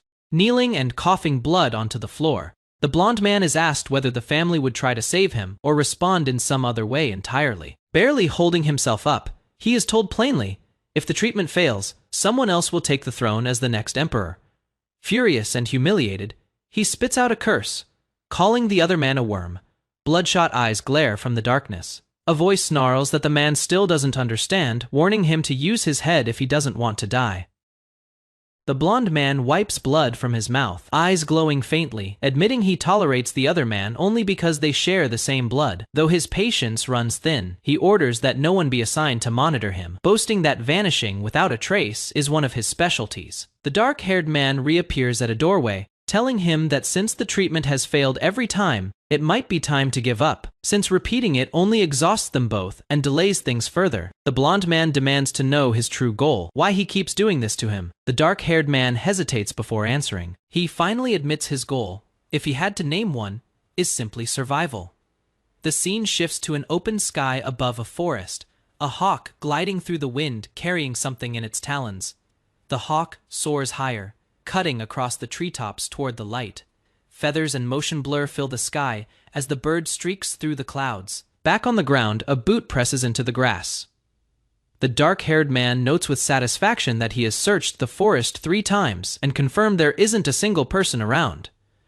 Standing alone in the greenery, he explains that he cleared the entire forest out on purpose, even risking the first prince's anger, because today he plans to experiment with his ability. He watches a horse rear up nearby, realizing after his last experience that he may be able to transform into other kinds of animals, and that a wider variety could make his ability far more useful than he first assumed. Leaning against a tree, he reasons that to figure this out, he needs to understand his ability precisely, since he needs to know its limits before relying on it. He digs through his bag, thinking that the fastest thing to determine is the exact condition required to transform into any given animal. Recalling past events, he notes the simplest theory is contact, since both animals he is transformed into so far had prior physical contact with him. He picks up a stick, deciding the only way to test the hypothesis is to try it directly. He sets up a small trap, saying he'll catch a new animal to find out, starting with something small. He places bait taken from the Imperial kitchen, reasoning that even a crude trap should work fine as long as it has good bait, just as something rustles nearby. Small creature stirs in the branches above. He looks up, spotting only a squirrel scurrying near the trap. The squirrel watches him warily, still cautious since the trap sitting nearby isn't even finished yet, silently wondering if it can be caught. Curious rather than afraid, the squirrel approaches on its own, drawn toward an offered acorn cupped in his hand. He scoops the squirrel up, lightly scolding it for being careless enough to approach a stranger so easily, warning it about what could happen if a bad person caught it like that. Setting it down, he notes to himself that he has succeeded in making contact and turns his attention to what comes next. He reaches down toward the small creature, resolving to give the transformation a try-light. Bursts around him as he calls out the change, his body glowing as the transformation takes hold. A silent beat passes as he stands there afterward, seemingly unchanged, the transformation apparently not taking effect this time. He reconsiders, wondering if the situation itself matters when transforming, recalling that his past successful transformations happened in moments of desperation, when he badly wanted to fly or badly wanted to run. He tries to think like a squirrel would, wondering what such an action might be, whether it is wanting to climb a tree or dive into a burrow, questioning whether the desire has to be genuine from the very start. Without warning, he snatches the entire bag of acorns and takes off running on all fours.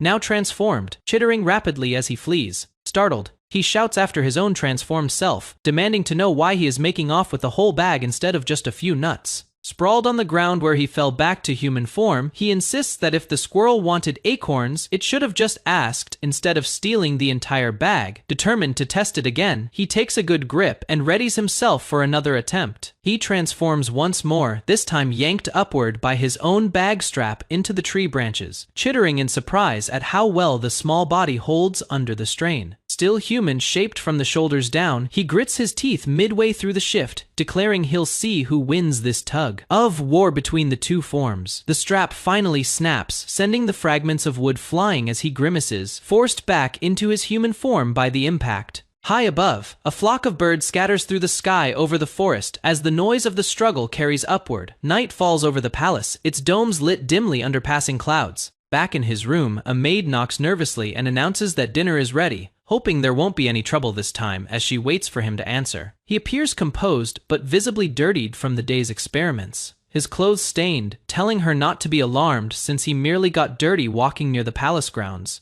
He answers the maid, admitting quietly to himself that he nearly got caught mid-transformation as a crow while she served his food. Alone, he reflects bitterly that in the end, he never figured out how to transform into anything new, having spent the whole day just chasing that squirrel around. He tells the maid his clothes are dirty and to fetch him new ones, adding that he should bathe before eating. She agrees, though hesitates, saying there is a problem. He presses her, asking what the issue is. She points out the bag he is carrying, asking nervously whether he brought the thing inside it with him, revealing the squirrel peeking out. He glances down, startled to realize the squirrel is still with him. He recoils, cursing the crazy squirrel as it wriggles and claws its way out of his grip. He lunges after it as it darts free, chasing it across the floor. The maid panics internally, wondering in horror whether the prince intends to torment the poor animal while he holds it up with a menacing grin. She frantically requests permission to throw the squirrel outside, begging him to spare its life. He warns her sharply that if she doesn't do as told, cute Dorami will suffer the consequences, having apparently named the creature. Confused but startled by his command, she reluctantly agrees to fetch the clothes he asked for. He snaps at her again, reminding her he already gave the order once, demanding she bring him new clothes immediately. She scrambles off through the halls, resolving urgently that she must hurry back, clutching fresh clothes. She rushes forward, silently panicking about cute Dorami. Repeating the squirrel's name to herself, she tells herself to just wait a little longer as she runs, folded clothes in hand. Unaware of a large shadow forming ahead, she stops short, coming face to face with a striking blonde woman in an elegant white gown, and gasps in recognition of the first princess. The princess, coldly composed, addresses her as Ran's servant and asks where she is headed in such a rush. Startled, the maid drops to the floor and begs forgiveness, spilling the folded clothes she was carrying as the princess questions what they are. Suspecting she may be secretly stealing imperial property, the maid swears desperately by Sierra the Great that the accusation isn't true, explaining that the seventh prince simply got his clothes dirty while walking in the garden. The princess remains unmoved, stating coldly that whether the excuse is true or false makes no difference to her, since deceiving her is impossible. Anyway, she quietly wonders to herself whether the maid's story holds any truth, or if it is merely a desperate excuse to save her own life before reaching a glowing hand toward her. Peering closer, the first princess pauses mid-thought, her eyes narrowing as something about the maid's appearance catches her attention, something unexpected surfacing in her mind. Elsewhere, in a darker setting, the dark-haired man stands watching silently, his expression unreadable. Back with the princess, she muses aloud that her brother clearly wasn't in the garden after all, since the maid's story doesn't add up, quietly noting instead that he actually had business in the imperial forest.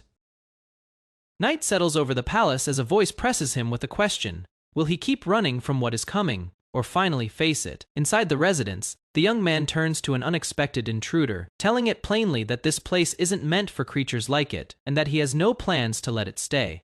He identifies his target, a squirrel pressed against the wall. He offers to carry it back to the forest himself, asking it to just let itself be caught without a fight. The squirrel braces itself, squeaking rapidly, clearly refusing to go along quietly. He studies the creature, troubled by how a rodent could make it this deep into the palace without anyone noticing. His mind drifts back to his old life, to sleepless nights in a cramped basement apartment, rats scratching behind the walls. The memory breaks as the squirrel sinks its teeth into his hand, and he snaps, demanding to know what kind of trouble it thinks it is starting. He finally gets a grip on it, telling it to behave and climb into the bag.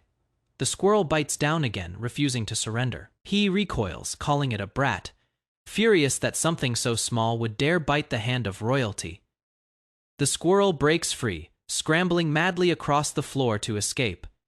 It is already partway up the wall by the time he looks over, and he admits, almost impressed, that it climbed higher than he expected. He holds back from chasing it further, reasoning that pursuit will only send it fleeing somewhere new. He shuts his eyes, half serious, thinking it might be easier if he could just turn into a squirrel himself.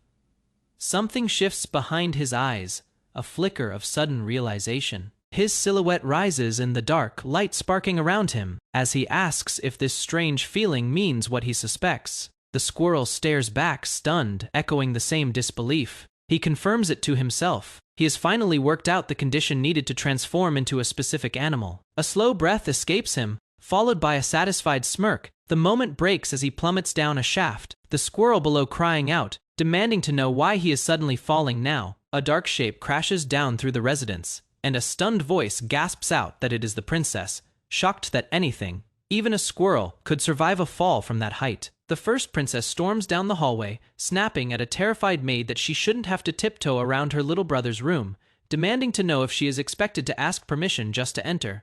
She grumbles to herself about how unlikable the servants here are, clearly irritated by the whole household. She stops short, spotting something small and dark crouched on the floor ahead, and asks what it is. The shape resolves into the squirrel, sprawled and twitching. She stares down at it, confused, asking if it is really a squirrel. She presses a hand to her mouth, unsettled by the idea that a wild animal is loose inside a royal residence, even if the boy living there has been neglected by the imperial family. Nearby, the maid claps her hands over her face, overwhelmed, squealing about double the cuteness. The squirrel's face twitches with visible stress, and it mutters to itself that this whole situation is driving it crazy. The next day dawns over the palace towers, calm and clear. The squirrel curls up against a hand, stroking it gently, and the prince remarks, half amused, wondering at the sight of himself acting this way. He sits back, watching the squirrel resting on the table, noting it hasn't left his side since the previous night, and wondering aloud if it is doing this because it knows he saved it. He tells it plainly that hauling it back to the forest is too much of a hassle, so it'll need to make sure it stays hidden on its own from now on. He reflects with a smirk that he has finally cracked how the transformation power works, surprised at how ridiculous the actual condition turned out to be. He recalls the first creature he ever turned into, a crow wing spread wide against a stormy purple sky. Later came the black horse, and eventually the squirrel, all of them tied together by one shared requirement before the change could happen. He realizes it wasn't just any contact, he had to touch precisely at the nape, an oddly specific rule for a power this unpredictable. Setting that aside, he decides the real problem now is the first princess. Mental aberrant, he admits the novel's description never prepared him for how genuinely frightening her expression would be in person. Thankfully, a maid named Anna covers for him, claiming the squirrel is his pet, buying him just enough time to slip out the window unnoticed. He returns to his human form and steps back into the room, thinking everything was about to end smoothly, only for the princess and the maid to freeze at the sight of him. Mental comments dryly on his unusual taste in keeping wild beasts inside the palace, then rises to leave for the night, saying it is already late. He answers politely, telling her yes, and asking her to come again next time, when she cuts him off before he finishes, telling him to come find her where she is staying, and the word tomorrow hangs heavy as he grimaces at the demand. She adds that there are matters they need to discuss. Back alone, he wonders to himself whether Mentil somehow figured it out, while the squirrel munches away obliviously at his feet. He can't guess what she could possibly want to talk about. He questions whether she has discovered his true identity, then quickly dismisses the thought, telling himself there is no way. Resigned, he throws his arms up, muttering that he has no choice but to go, since refusing isn't an option, and turns to ask the squirrel if he is right. A guard in full armor greets him formally at the entrance, welcoming the seventh prince. He is led before towering doors, remembering that the descriptions called her chambers grand, though he hadn't expected doors quite this massive, while a guard tells him the first princess is waiting inside. Seated regally by the fireplace, Mental greets him, remarking that he must have had a long journey to get there. She invites him to sit, saying his legs must be tired, but he declines, insisting the trip wasn't far and asking directly what she wanted to discuss. She cuts in sharply, asking if he didn't hear her tell him to sit. He falls silent for a moment, then apologizes for his rudeness. She waves it off with a light laugh, teasing that his curiosity must have gotten the better of him, adding that he was always the impatient type alone with her thoughts. She wonders when this child became someone so different, recalling that he ventured alone into the Imperial Forest, a place he'd never once visited before. He admits to himself this is exactly why he didn't want to face her. Explanation unfolds. Man's powers always manifest as abilities tied to nature. The Emperor commanding fire, the first prince commanding water. Mental's own ability, in a sense, stands above all the others. Her manus is called human, the power to read and manipulate people's minds. She tells him gently that she hopes he'll be honest with her, since it makes her deeply sad when her own family tries to deceive her. He steadies himself internally, repeating to stay calm, holding on to the one certainty he has. Mental's ability doesn't work on him. He reasons through it privately, thinking that if her ability had actually worked on him, she would have simply used it to force the answers she wanted out of him already. She must have only just realized her power doesn't take effect on him. He recalls what the novel revealed, that there are two conditions under which her ability fails to activate. First, the target has to be blood, related to Mental. Second, the target must genuinely love Mental as family. And that second condition is the real issue, since feeling familial love for her seems impossible in his case. He insists to himself there is absolutely no way he could ever feel that for this woman, while she presses him again, impatient, demanding he hurry and answer her. He is left staring out over the palace grounds, baffled, unable to understand why her ability isn't working on him if neither condition applies. The scene shifts entirely to a cave near a rushing waterfall, water echoing through the stone. Deep inside, a drop of light falls through the dark toward a figure lying motionless on the ground. An old battle-worn man stirs, groaning in pain as he slowly regains consciousness. He forces himself upright, disoriented, asking aloud whether this place is Terrarum, or maybe Hody. A hooded figure seated nearby tells him simply that he survived. Startled, the old man demands to know who this stranger is and where he has ended up, stunned to find himself still alive. The hooded figure explains that he hadn't opened his eyes for so long. They assumed he was dead. The stranger grips the hilt of a gleaming sword, announcing that he will now begin asking his questions. Sword drawn and aimed, the hooded figure asks whether the old man is loyal to the Aberan Empire. The old man, alarmed, demands to know what this is about. The hooded man presses further, telling him it is a simple yes or no, and that his answer alone will decide how he chooses to proceed. A blonde woman raises her hand toward the seventh prince, her mind-reading ability activating with a surge of light. Nothing happens. She realizes it isn't working on him at all. He stares back, quietly asking himself why. She presses him for an answer, demanding to know why he suddenly feels like a different person than the boy she once knew. Kneeling beside him, she turns the puzzle over in her head. If her power has failed, there must be a reason. She begins to suspect it has something to do with someone new occupying this body. The prince recalls his own situation. In the original novel, the seventh prince was such a minor character that almost nothing was written about him. He is working with almost no information to survive on. She leans closer, telling him she can practically hear him calculating his next move, mocking how difficult it must be for him to respond. He wonders if he should keep playing dumb, but questions whether she will actually let the matter drop that easily. He tries to imagine how the real seventh prince would react in this exact moment, forcing himself to mirror that person as her power reaches toward him again. Getting no response, she decides she'll need another method. She rises and calls out. She claps her hands and orders the Imperial Knights to enter. Two knights step in and ask if she summoned them. She complains that her own dear younger brother refuses to speak. She casually instructs the knights to force him to talk by slitting open the mouth of a servant named Ran Aberan. The knights freeze in shock, stunned that the seventh prince himself is standing there, witnessing the order. The prince's expression hardens as he thinks that lowly servants like them could never be blamed for something this terrible, refusing to let an innocent person take the fall in his place. The knights protest, begging her to reconsider such a command, but she only remarks that they're making far too much noise. She declares flatly that she despises noise, and the knights brace themselves, weapons raised, ready to carry out her will regardless of the cost. Steel flashes. A blade swings down. One knight demands to know what the prince means to do, as he moves to intervene and stop the violence before it starts. He tells himself it can't be helped since he won't get an answer, standing firm as sweat beads on his brow, having just put himself between the blade and the servant. She warns him to choose his next words carefully, telling him there is only one way out of this situation for him now. He suddenly changes tactics entirely, crying out that his mother has passed away, feigning grief to throw her off balance. She pauses, caught off guard, asking what exactly he is talking about. Recovering her composure, she narrows her eyes and asks what makes him say that, then presses further, demanding to know if he has secretly been in contact with his mother all this time. He backpedals immediately, insisting that is not what he meant, stumbling to explain himself before she can draw the wrong conclusion. He describes the necklace his mother left behind before she vanished, a piece with a blue gemstone glowing at its center.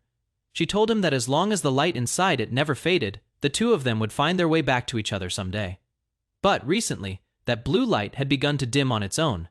Then, without warning, the gemstone turned black and shattered completely. After a moment of panic, an idea takes shape in his mind. He claims the thought that came to him was that his mother, who had spent her whole life longing for something, had finally been laid to rest in her homeland in the East. She stares back at him unmoved, calling it a blatant lie from beginning to end. He continues building the story anyway, explaining that among all the mistresses who bore the emperor's children, his mother was the only one who ever managed to escape the imperial family. The true reason for her escape was never recorded. It was only ever assumed that she had fled back to her hometown in the East. Some believed her departure had to do with the fact that she gave birth to a black-haired prince, an unwanted omen inside the palace.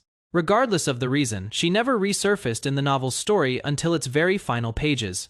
The woman questions him further, recalling that he once resented his birth mother deeply. He admits he isn't sure anymore, saying that as a child he only resented her for leaving him behind. He adds that maybe the real reason he always found himself staring toward the eastern sky and pulling the necklace out every night was something else entirely. He confesses it might have simply been because he missed her, letting the necklace dangle from his fingers as he speaks.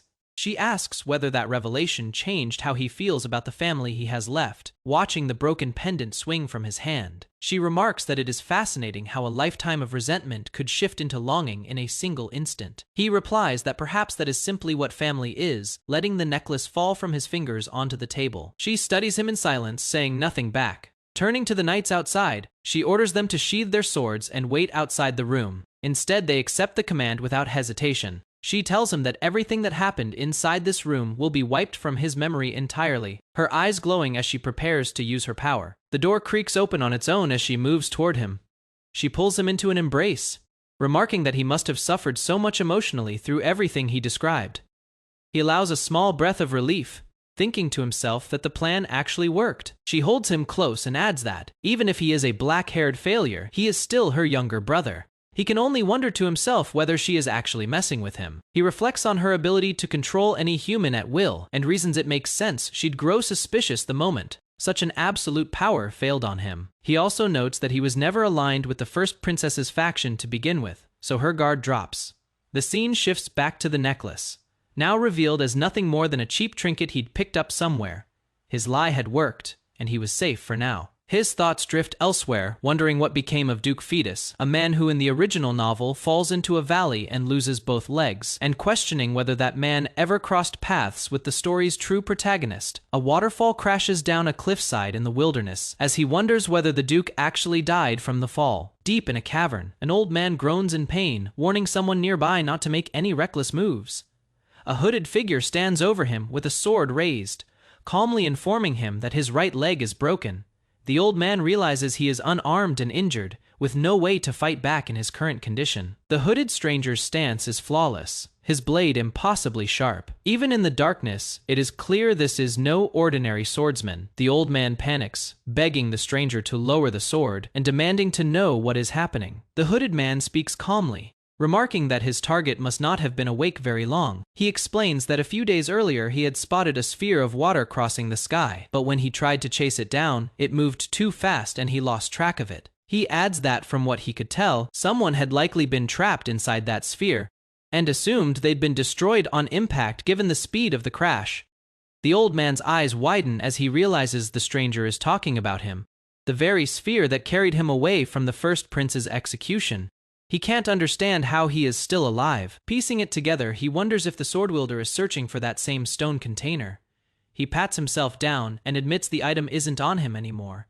guessing it must have slipped away during the chaos of the execution. The hooded man continues his story, revealing that by chance he stumbled upon an old man collapsed and covered in blood inside a nearby cave.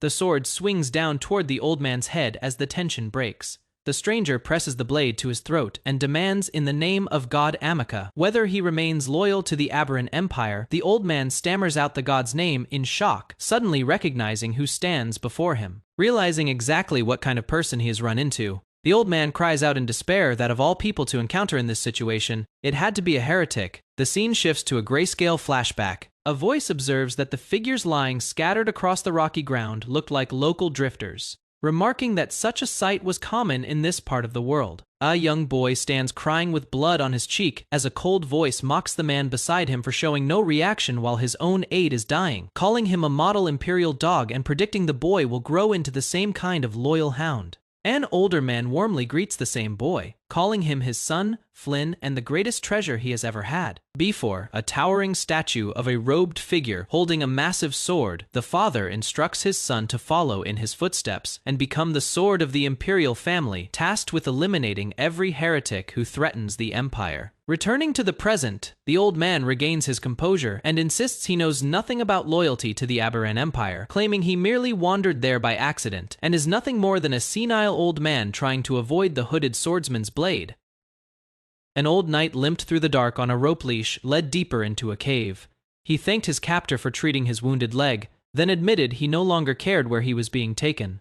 The hooded captor kept walking in silence. The old knight asked him to loosen the rope around his left ankle, saying it was hard to walk with it dragging. The hooded man answered with one word, "No." The old knight pushed his case, warning that a fall at his age could be disastrous, and he might not get back up. He added that, if that happened, it would only be more trouble for his captor to drag him along. The hooded man said nothing, his eyes sharp beneath the hood. He kept walking, pulling the rope taut behind him, unmoved by the warning. The old knight stumbled again, gritting his teeth. He muttered to himself that he was being completely ignored. The hooded man's thoughts turned to the cave itself. He found it strange that a place like this existed near the imperial forest, and he recalled the old man mentioning a name earlier, Amika. He remembered that Amika was the name of a group of heretics believed wiped out 50 years ago. He wondered if they had actually been hiding in this cave the entire time. The old knight's mind drifted back to before he lost consciousness. He recalled being launched toward the forest's central tower, though he wasn't sure if it was the western or southwestern side. He told himself that once he escaped, he would be able to pinpoint the cave's location. For now, his priority was memorizing the layout so he could return later with reinforcements. The hooded man overheard this thinking and responded coldly, calling it absurd that a traitor to the imperial family still thought like the imperial knight commander. The hooded man suddenly stopped and asked for the old knight's name. The old man hesitated before starting to answer. He introduced himself as Agony Fetus. Reaching further into the cave, the hooded man touched the wall and said he'd been honestly surprised when he first found the old man, adding that this cave was protected by a divine blessing. He explained that it wasn't a place anyone could enter by their own will, especially not someone from the Aberrant Empire. A blade struck down into the ground, and light burst upward in the shape of a glowing circle carved with symbols. Fetus was thrown back by the force, shielding his face and demanding to know what was about to happen. The cave ceiling tore open, revealing the imperial capital beyond in the light of dawn. A voice called out his name. The voice declared there were only two possible reasons Fetus could be standing there: sent by the Aberrant Empire to wipe them out, or summoned by the calling of the god Amika. The hooded man lowered his hood, revealing his face, and said that either way, Fetus was welcome to Amika's domain. Elsewhere, under a moonlit tower window, a blond young man jolted awake with a strained groan, blue markings glowing across his arms as he clenched his fists. A young man reclined on a couch, thinking that since the timeline had accelerated, it was better for Fetus and the protagonist to start moving sooner. He closed his eyes, hoping to get news about the protagonist soon, admitting he felt a bit guilty for making the old Duke Fetus suffer needlessly. A blond man burst in furious, slamming his fist onto the table and cracking it, demanding to know why so little had been brought today, insisting more was needed for him to recover faster. The dark-haired man looked up at him, stunned, asking if he had really just been yelled at. The blond man turned away, brushing it off as frustration, then asked how much longer he had to keep enduring this treatment. The dark-haired man sprawled on the couch, reminded him that rushing the process would ruin his body and that he needed patience. He then asked if there was anything more dangerous than the hookah. The blonde man kept smoking, prompting confused pushback. The blonde man snapped back, reminding him he'd once said that if he was really worried, he should quit the hookah first. The dark-haired man smiled sweetly and agreed that since it was bad for his health anyway, quitting would be a good idea, earning a furious "you bastard" in response. The blonde man stormed off cursing, while the dark-haired man noted privately that the hookah really was ruining his body. He observed that everything the blonde man consumed, the wine, the dinner, was practically poison to his system. He reflected that Regression was destined to depend on this treatment until the day he died, unless the seed planted in his body was dealt with. Later, the dark-haired man announced they should wrap up the treatment, reminding everyone they couldn't be late for the evening ritual. Blue light surged through a grand hall as a figure reached down, channeling glowing energy from his palm into the floor below. A white-haired man absorbed the surge with visible strain, while two others behind him praised him, remarking his mana had increased more than usual and calling him amazing. An elder with long white hair and a heavy beard declared that if no more challengers stepped forward, today's ritual would conclude. The gathered royals began to disperse, each heading off in different directions. Zone dark-haired royal lingered behind, thinking to himself that he'd wait until everyone left so he could slip out last without drawing the attention of the other royals. A pink-haired man appeared, mockingly calling him Blackbug and asking why he was still sitting there since the ritual was already over. He teased further, asking if he was thinking about the birth mother who'd run away when he was little, then muttered to himself that he'd have to do something about this ill-mannered brat eventually. The first princess remarked to a pink-haired prince that he'd looked gloomy throughout the ritual, resting a hand on his head while a dark-haired prince knelt nearby. The pink-haired prince stammered a denial to the princess, insisting he definitely hadn't been sulking, while the dark-haired one simply greeted her with a formal bow. The princess asked the dark-haired prince if he was feeling unwell. He answered casually that he wasn't, adding that the ritual was usually a bit boring anyway. She replied that was a relief, noting that even if the ritual wasn't entertaining, it still held great significance, and advised him not to make his boredom so obvious. She turned to leave, saying she'd see them next time. The pink-haired prince stood frozen in stunned silence as she walked off. He grabbed the dark-haired prince by the collar, demanding to know why the first princess would ask about someone like him and what exactly was going on. He shook him harder, repeating the question. A white-haired prince interjected, asking if there was some kind of problem with Ran the pink-haired prince, startled, realizing his highness had noticed. The white-haired prince brushed it off, casually saying it was nothing, just an exchange of pleasantries with his younger brother. He commented that the dark-haired prince must be busy as well. As the group continued walking through the palace hall, he said his farewells, and the two princes exchanged a lingering glance as they parted ways. Two blonde figures descended a staircase together, one urging the other to go together. Brother, the dark-haired prince noted internally that this was the second prince, Dido Aberan, always found by the first prince's side, as the golden-haired prince called out to talk to him. In a torch-lit corridor, the blonde prince asked if he knew about the acting head who succeeded the late Duke Fetus, naming him as Talon Krisa. A bespectacled attendant observed that this prince seemed to be plotting something interesting regarding the central territory traded away for Duke Fetus's life. The blonde prince scoffed, declaring he had no interest in bugs like the Fetus family. He added that the Fetus family only had 1 year left anyway, since the land would fall back into his hands after that time passed. A voice cut in, saying there was no need to wait a whole year. The prince's eyes widened in surprise. The voice continued, offering a good idea and asking if he wanted to hear it. A fist slammed forward with tremendous force, cracking the air itself on impact. A blonde prince grabs Ran Aberan by the collar in a dim hallway, demanding to know what he really is. Ran stays calm and states his name and title, the 7th prince Ran Aberan. The prince presses further, asking why both the first princess and first prince have started paying attention to someone like him. He threatens to burn him to ashes, raising a hand toward Ran. Flame gathers at his fingertips, but his voice already carries doubt as he asks what that attention would even mean for Ran. Ran stays unshaken, mocking the weak fire, saying it can barely light an oil lamp, let alone burn anyone. The prince's composure breaks, sweat runs down his face as he asks what would happen if others found out, admitting it wouldn't look good for him. Ran grabs his arm. The prince flinches, demanding to know how Ran figured him out. Ran sets his first condition for silence. The prince must drop his disrespectful tone and speak properly to his older brother. In a dim torture chamber, a captive man lies restrained on a blood-stained wooden table, his mouth pried open by metal restraints. His muffled cries fill the room as the interrogation drags on without mercy. His shadow stretches across the brick wall, distorted by firelight, as the torment continues in silence, broken only by his strained breathing. Elsewhere, a framed portrait hangs undisturbed, an aging gray-haired nobleman in formal military dress, his expression stern and composed. A blade suddenly tears through the canvas, slashing the image apart in one violent stroke. The destruction does not stop there. Books, armor, and personal belongings are hurled onto a growing pile of rubble. A voice declares that the man once known as Agony Fetus is to be treated from this point on as someone who never existed. A lit torch is lowered toward the wreckage. There will be no funeral, no grave, no monument left behind to mark that he ever lived, only the chance that he might still be remembered by those who choose to. The pile is set ablaze before a gathered crowd. An official standing apart from them warns that anyone caught honoring the man's memory will be punished severely. Later, at the doors of an estate, a fist knocks urgently. A voice calls out that a report is ready for the acting head. The one delivering it is Jack, commander of the Fetus Knights, an aging, hardened soldier with graying hair and a weathered face.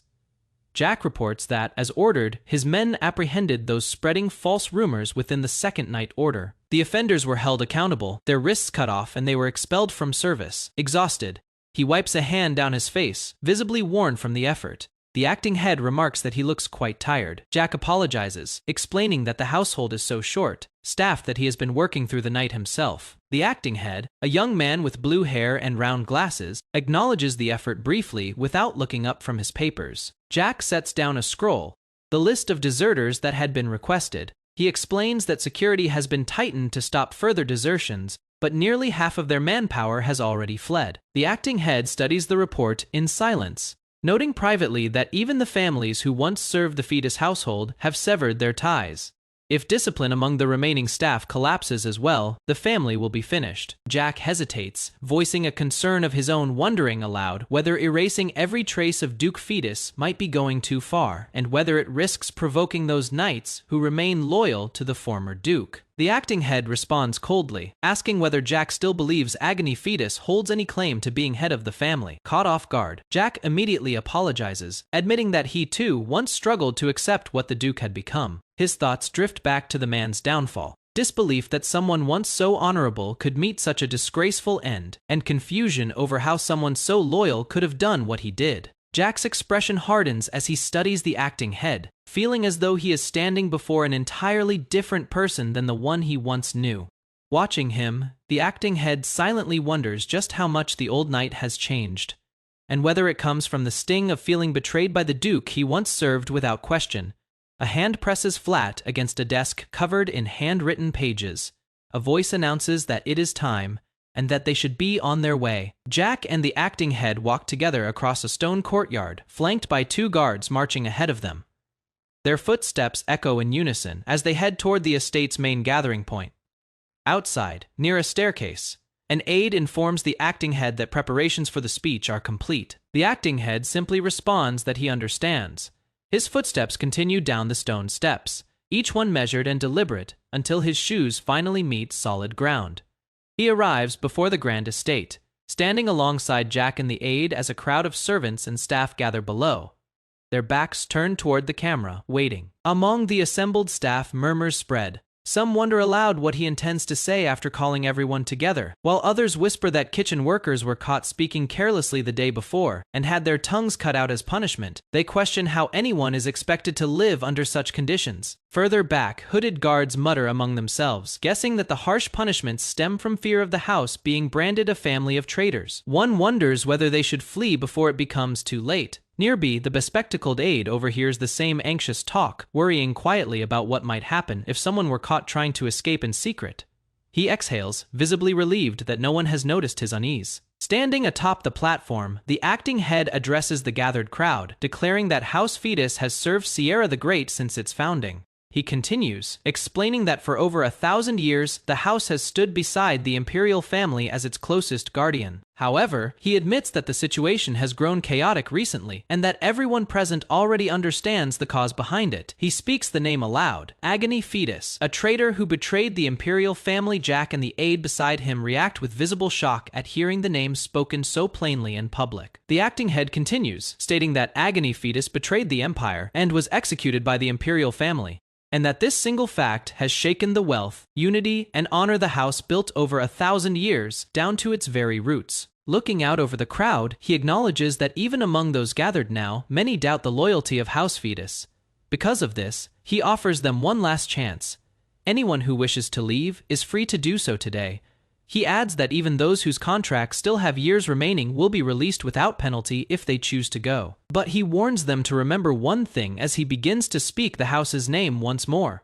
From below, a young servant looks up at him standing on the balcony, calling out that House Fetus still has someone who will uphold its 1,000-year oath. The boy continues, declaring that as acting head of House Fetus, until young Lord Flynn Fetus succeeds as Duke, he will continue proving their loyalty to the Empire and the Imperial family, and that anyone who abandons loyalty to this house will face consequence. As a white banner bearing the Fetus emblem snaps in the wind above them, the acting head continues addressing the crowd, declaring that anyone who abandons loyalty to the house will receive no mercy whatsoever, and warns them to keep that in mind.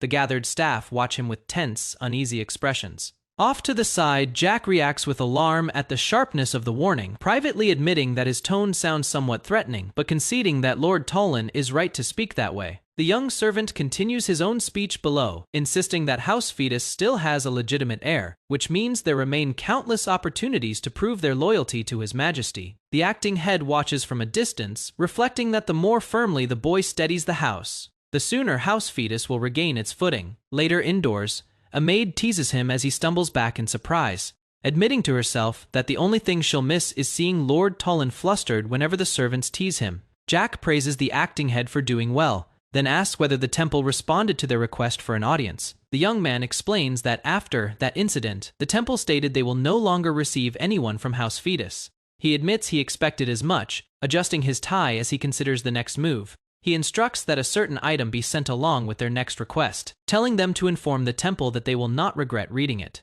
Alone with his thoughts, he addresses the late Duke directly in his mind, calling him Duke, and admitting he still does not know what his true intentions were. His thoughts continue as a convoy of carriages rolls along a countryside road, wondering whether the vagrants living in the slums around the temple were truly worth that much to the Duke. Riding within one of the carriages, he reflects that, though he'll never know the Duke's true intentions. Now, there is only one thought remaining in his mind.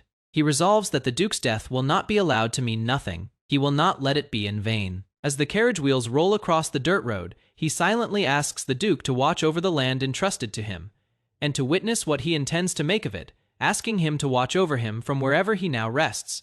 The carriage comes to a stop, and a voice questions whether this is finally the place. Stepping out, he takes in the sight of the towering temple before him, remarking that it is magnificent. Standing before the grand structure, he acknowledges that although he has only been given a single year, a massive crowd stretches out before the city, gathered and waiting. Adjusting his glasses with quiet resolve, he vows that even if it costs him everything he has, he will never allow events to unfold the way the first prince intends. Elsewhere, two golden-haired imperial figures look down at the assembled crowd from a balcony. One remarks that the people have gathered in disgusting numbers, while the other suggests many are simply curious, since this will be the first official statement from the new acting head of House Fetus. The blonde figure sneers, remarking that whenever he sees swarms of insects like this gathered together, he feels the urge to crush them beneath his feet. A young man stands in a forest clearing, boots pressing into fallen leaves, muttering to himself that this stretch of woods should be the medium-sized animal zone. Standing confidently with a small squirrel perched on his shoulder, he remarks that he has already secured enough small animals like foxes and rodents, and wonders aloud whether he should start aiming for bigger game. He lifts the squirrel from his shoulder, scolding it playfully for continuing to sneak along after him, warning that this part of the forest is far more dangerous than the small-sized animal zone. The squirrel squeaks in protest as he tucks it securely into his bag, telling it that if things turn dangerous, it will be hard for him to protect it, insisting that today, of all days, it really must stay behind and not follow him outside. Legs pounded against wet grass as a figure sprinted through the forest, screaming in raw panic with every stride. A monstrous wolf tore through the brush behind him, jaws wide and teeth bared, closing the distance fast. Clutched in his hand was a small, terrified squirrel he refused to let go of. He shouted at the creature in his grip, demanding to know why it had provoked the wolf in the first place, while the squirrel only squeaked back in protest. Minutes earlier, things had gone differently. The wolf had seemed calm, even friendly, and all he needed to do was touch its nape and slip away unnoticed. He'd murmured praise to it, treating the beast like an obedient pet. That calm shattered instantly. The squirrel let out a piercing shriek, and the wolf's expression twisted into fury.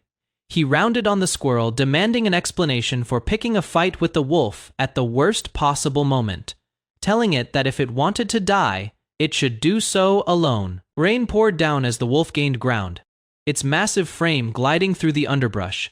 He asked himself desperately what animal he should transform into.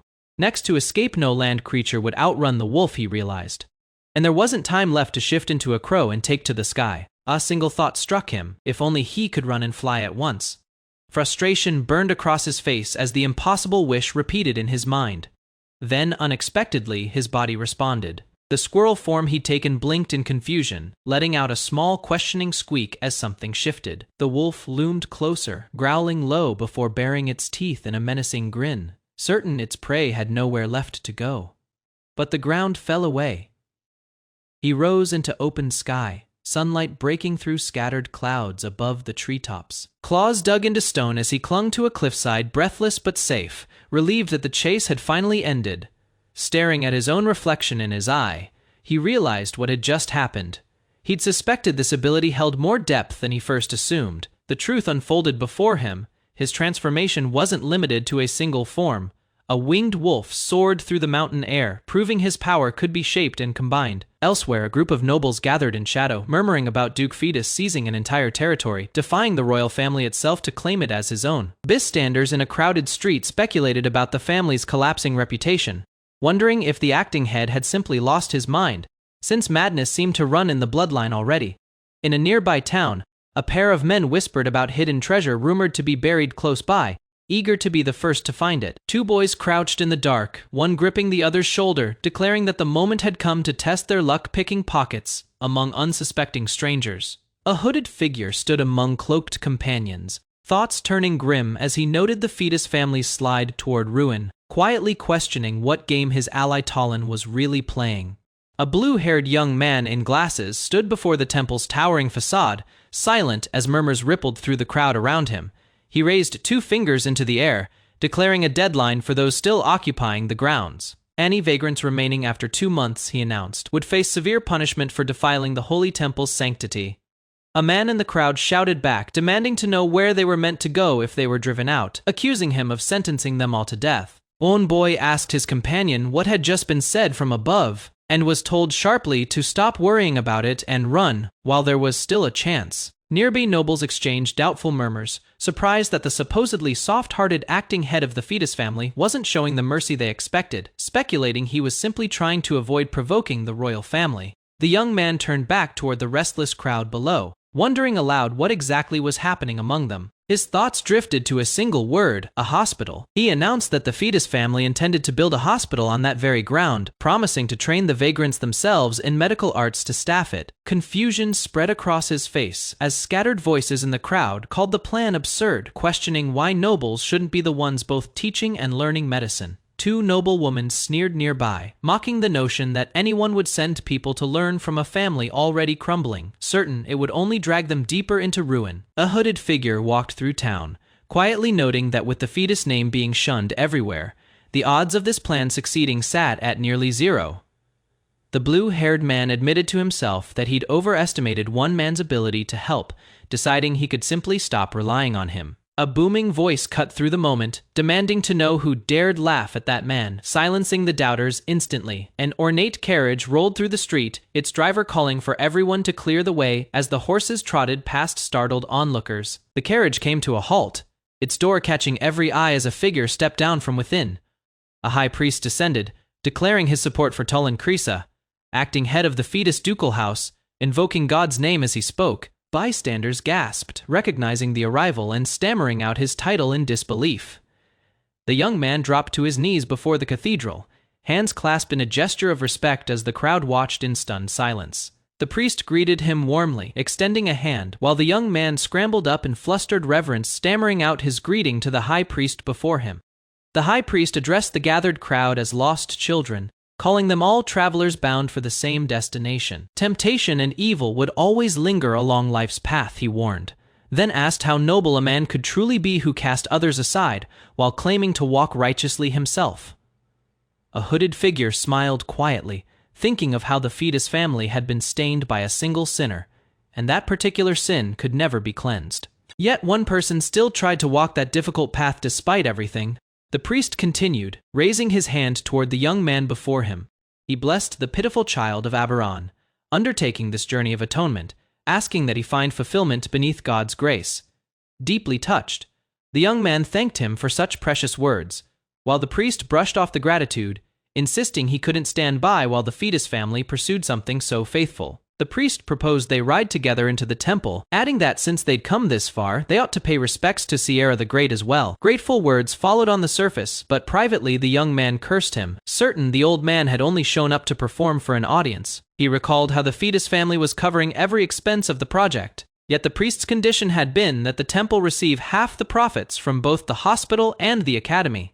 Imagining the width of that smile, he understood exactly how pleased the priest must have been to strike such a deal. Regardless of the outcome, he told himself, he had no regrets about the choice he'd made, since winning over the high priest had been essential to moving the plan forward. A hooded man greeted him warmly as young Master Milio, remarking it was good to see him again. Startled, the young man wondered silently, since when Milio had noticed his presence at all, Milio only replied that the world wasn't so easily overturned, brushing off any deeper explanation. Elsewhere, a furious blonde noble smashed his fist through stone, demanding to know what that damned old geezer was thinking and why he'd suddenly shown up at all. His companion explained that the acting head had simply used his brain, reasoning that if the high priest backed him publicly, the nobles would have no choice but to fall in line. Baring his teeth, the blonde man snarled that the insect had actually tried using his head for once, promising the next emperor of Aberon had nothing left to worry about. Too angry to listen further, he stormed off, declaring he needed to kill someone just to cool down, while his companion mocked him for having plenty of insects nearby to crush instead. Later, calm again, the blonde man sipped from a glass by a window, murmuring a thoughtful hum to himself. His aide confirmed that the current acting head of the fetus ducal house was indeed Tolan Krisa, the third son of Count Krisa's family, who had served as the late Duke Agony Fetus's aide for 13 years. The blonde noble swirled his wine, muttering that something had been grating on his nerves lately. Without warning, he lashed out, slamming his aide's head into the wall hard enough to draw blood. Sneering down at him, he added that having the man stand there silently only made his temper worse. Blood ran down the aide's face as he bowed his head and murmured an apology. Walking away, the noble remarked that his aide's refusal to scream or flinch made him boring, though admittedly, that same quality was exactly why he kept him around. The aide simply repeated his apology. Waving him off, the noble said that if the man insisted on being dull, he should at least make himself useful, ordering him to dig through 5 years of Count Krisa's family tax records. Should he find even a hint of irregularity, he was to arrest Count Krisa on the spot, and if nothing turned up, to fabricate evidence and arrest him regardless, then quietly tidy up the mess afterward. Kneeling among shattered porcelain, the aide gathered the pieces and answered simply, addressing him as Your Highness. Alone again, the prince leaned back in his chair, grumbling that the first prince's body was deteriorating faster than anyone expected, calling the whole situation irritating. He fell quiet for a moment, then added bitterly that the man's repeated recovery was just as annoying as his decline.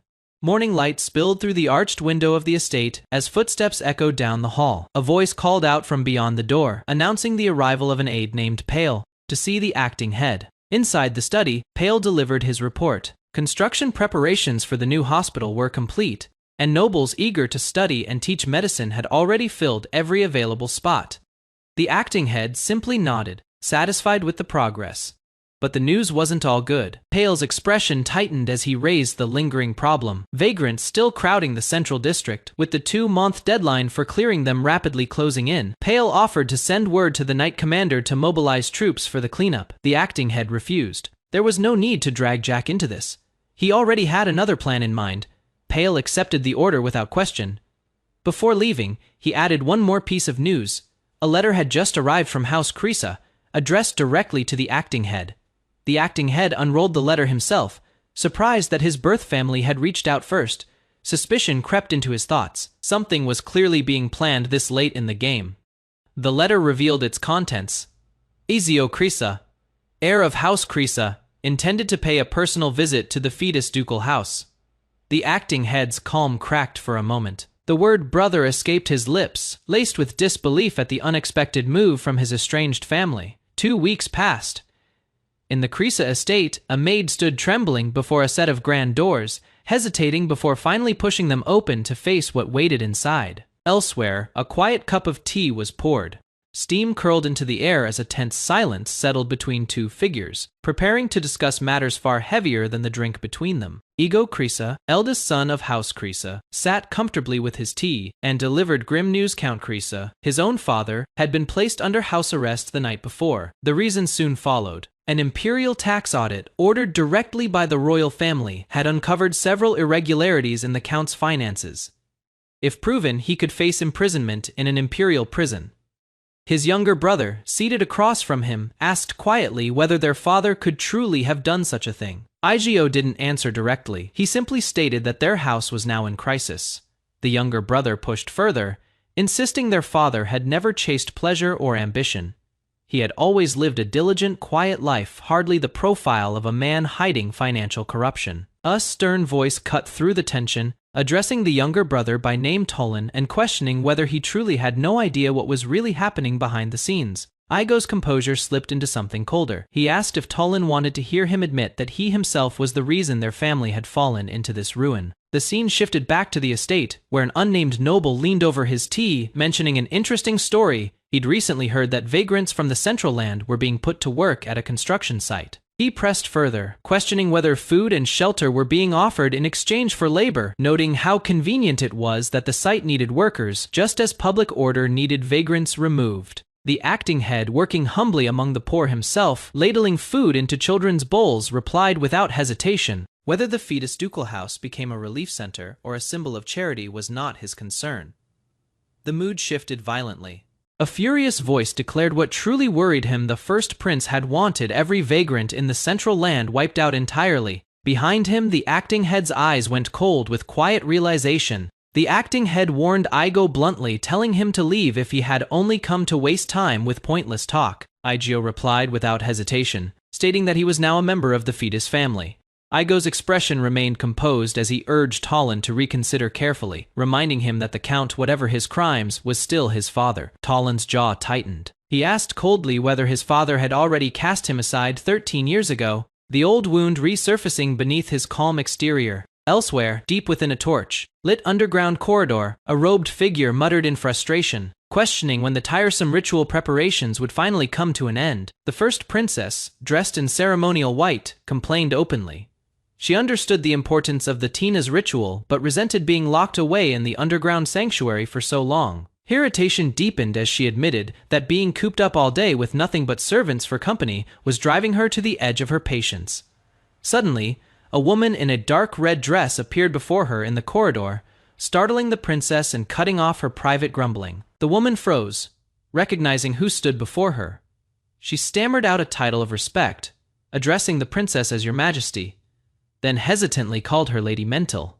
The princess responded smoothly, greeting the woman warmly and asking if she had come all this way just to see her. Lady Mental, however, questioned whether the princess intended to leave her post at this very moment. Lady Mental reminded her that preparations for the ritual were still ongoing in the prayer room. The princess brushed off the concern with a teasing remark, surprised that Mental was suddenly so worried about her. Mental's expression grew serious. She explained that she couldn't help but worry, since the princess was the daughter she herself had carried and raised.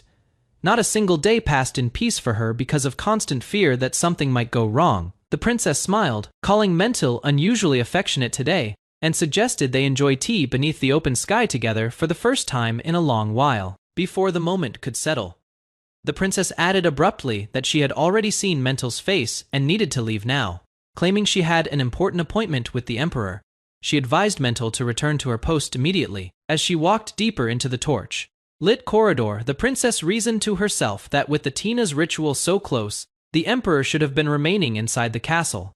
Doubt crept into her mind. She wondered whether Mental's claim had been an insincere lie or something truly urgent, and privately admitted it might have been better if her ability had worked on her. Her footsteps echoed steadily through the stone hallway before abruptly coming to a stop, the sound cutting off mid-stride. Her expression shifted from calm suspicion to sharp alertness, her eyes narrowing as something seemed to catch her attention in the silence.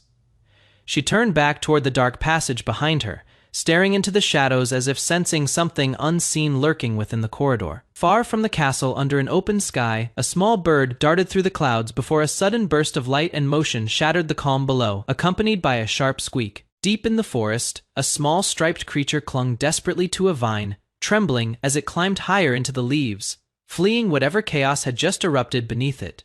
After crashing through the forest, a man pressed his hand against a tree trunk, coughing violently. Relief washed over him as he confirmed he was still alive. He examined his own reflection with growing unease, realizing his ability was stranger than he first thought. He could not only transform into animals, but combine different species however he pleased. Stumbling forward, he wondered aloud how such a powerful ability could come without a cost. There had to be some kind of drawback hidden beneath its surface. Sweat dripped down his face as he considered the possibility that overusing his power might be shortening his lifespan. Still, something about the sudden change in his body felt different from anything he'd guessed. Complaining that the heat felt unbearable that day, he lost his balance entirely and crashed face first into the ground, limbs sprawled out beside him. A small striped creature scurried close, tilting its head curiously at the motionless man before letting out a soft, questioning squeak. The creature prodded at him repeatedly with its tiny paws, receiving only silence in return, before hopping backward and bracing itself against a nearby stump. With a sharp cry, the creature launched into a spinning leap, gathering momentum in a small display of triumph despite the unconscious man lying beside it. Crossing its arms with a satisfied huff, the creature turned to ask if he had truly lost consciousness, clearly unconvinced by his stillness. Behind them, another figure loomed silently, remarking on what a weak fellow the man appeared to be as blood trickled down nearby claws. Startled, the small creature spun around, only to come face to face with a massive wolf, its jaws stretched wide in a furious, deafening roar. The wolf snapped at the smaller creature, ordering it to stay quiet and pointing out that the man was clearly sleeping. Sparks of static crackling between them, the little creature bit back, accusing the wolf of holding a grudge simply because it had been bitten earlier while only trying to play for the first time in ages. The wolf lowered itself defensively, whimpering as it clarified who it meant, gesturing toward the still, unconscious man lying just beyond its paws. The small creature burst into laughter, unable to hold back its amusement at the wolf's reaction, practically glowing with delight at having gotten under its skin. The wolf's expression shifted entirely, its playful anger replaced by something far more alert as its eyes locked onto something unseen, breath quickening. Ah, radiant. Ghostly figure rose from where the man lay, and a voice explained that they had seen it with their own eyes now. This child was the very human they had been waiting for. The wolf threw its head back and howled into the sky, the sound echoing outward as birds perched on a nearby branch stirred, sensing the shift in the forest's air. A stag and its young stood alert among the trees as the message spread, instructed to pass word to every animal in the forest the moment the time came. The glowing figure spoke once more, declaring that the being they had all waited for had finally appeared, its voice carrying across the forest like a quiet promise fulfilled. Still weak, the man remained asleep on the grass, his body resting beneath the golden light, yet the peace surrounding him would not last much longer. In the capital city, two men lounged near a lush garden path, discussing gossip about the powerful fetus family. They had heard the family, known for their wealth, was constructing a hospital nearby, but rumor now said they had also broken ground on a relief shelter for the homeless. Sitting on a marble railing overlooking the palace gardens, a young man with tousled blonde hair and rings under his eyes stretched lazily. Beside him, another blonde man crossed his arms, remarking dryly that the common folk seemed to be needling his companion on purpose, comparing their persistence to swarming insects that remained insignificant no matter their numbers. The first man's expression darkened. He sneered that the people bothering him were beggars unworthy of comparison to his own status, muttering in frustration that thinking about the matter only made his irritation grow. He continued venting, saying that if his original plans had gone smoothly, the troublesome commoners would have already been dealt with, and by now he'd be free to focus on his next ambitious project. Just then, a servant rushed up, startled to find both princes present. The servant bowed low, greeting the two royals with formal respect. The first prince, sprawled comfortably across the stone bench, acknowledged the timing with a smug remark about the coincidence of running into them there. The servant praised the reclining prince for his outstanding performance during the recent evening ritual, marveling aloud at the sheer strength of his mana, calling it extraordinary.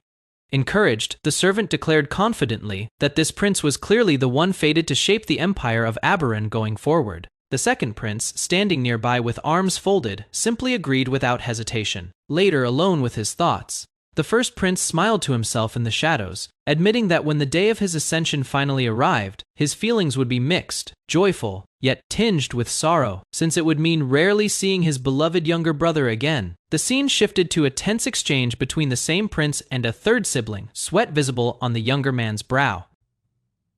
The elder demanded loyalty once he became emperor, insisting the younger fulfill his duties at the empire's distant border regions. The younger man's face went pale as he stammered out a question about being sent to the border.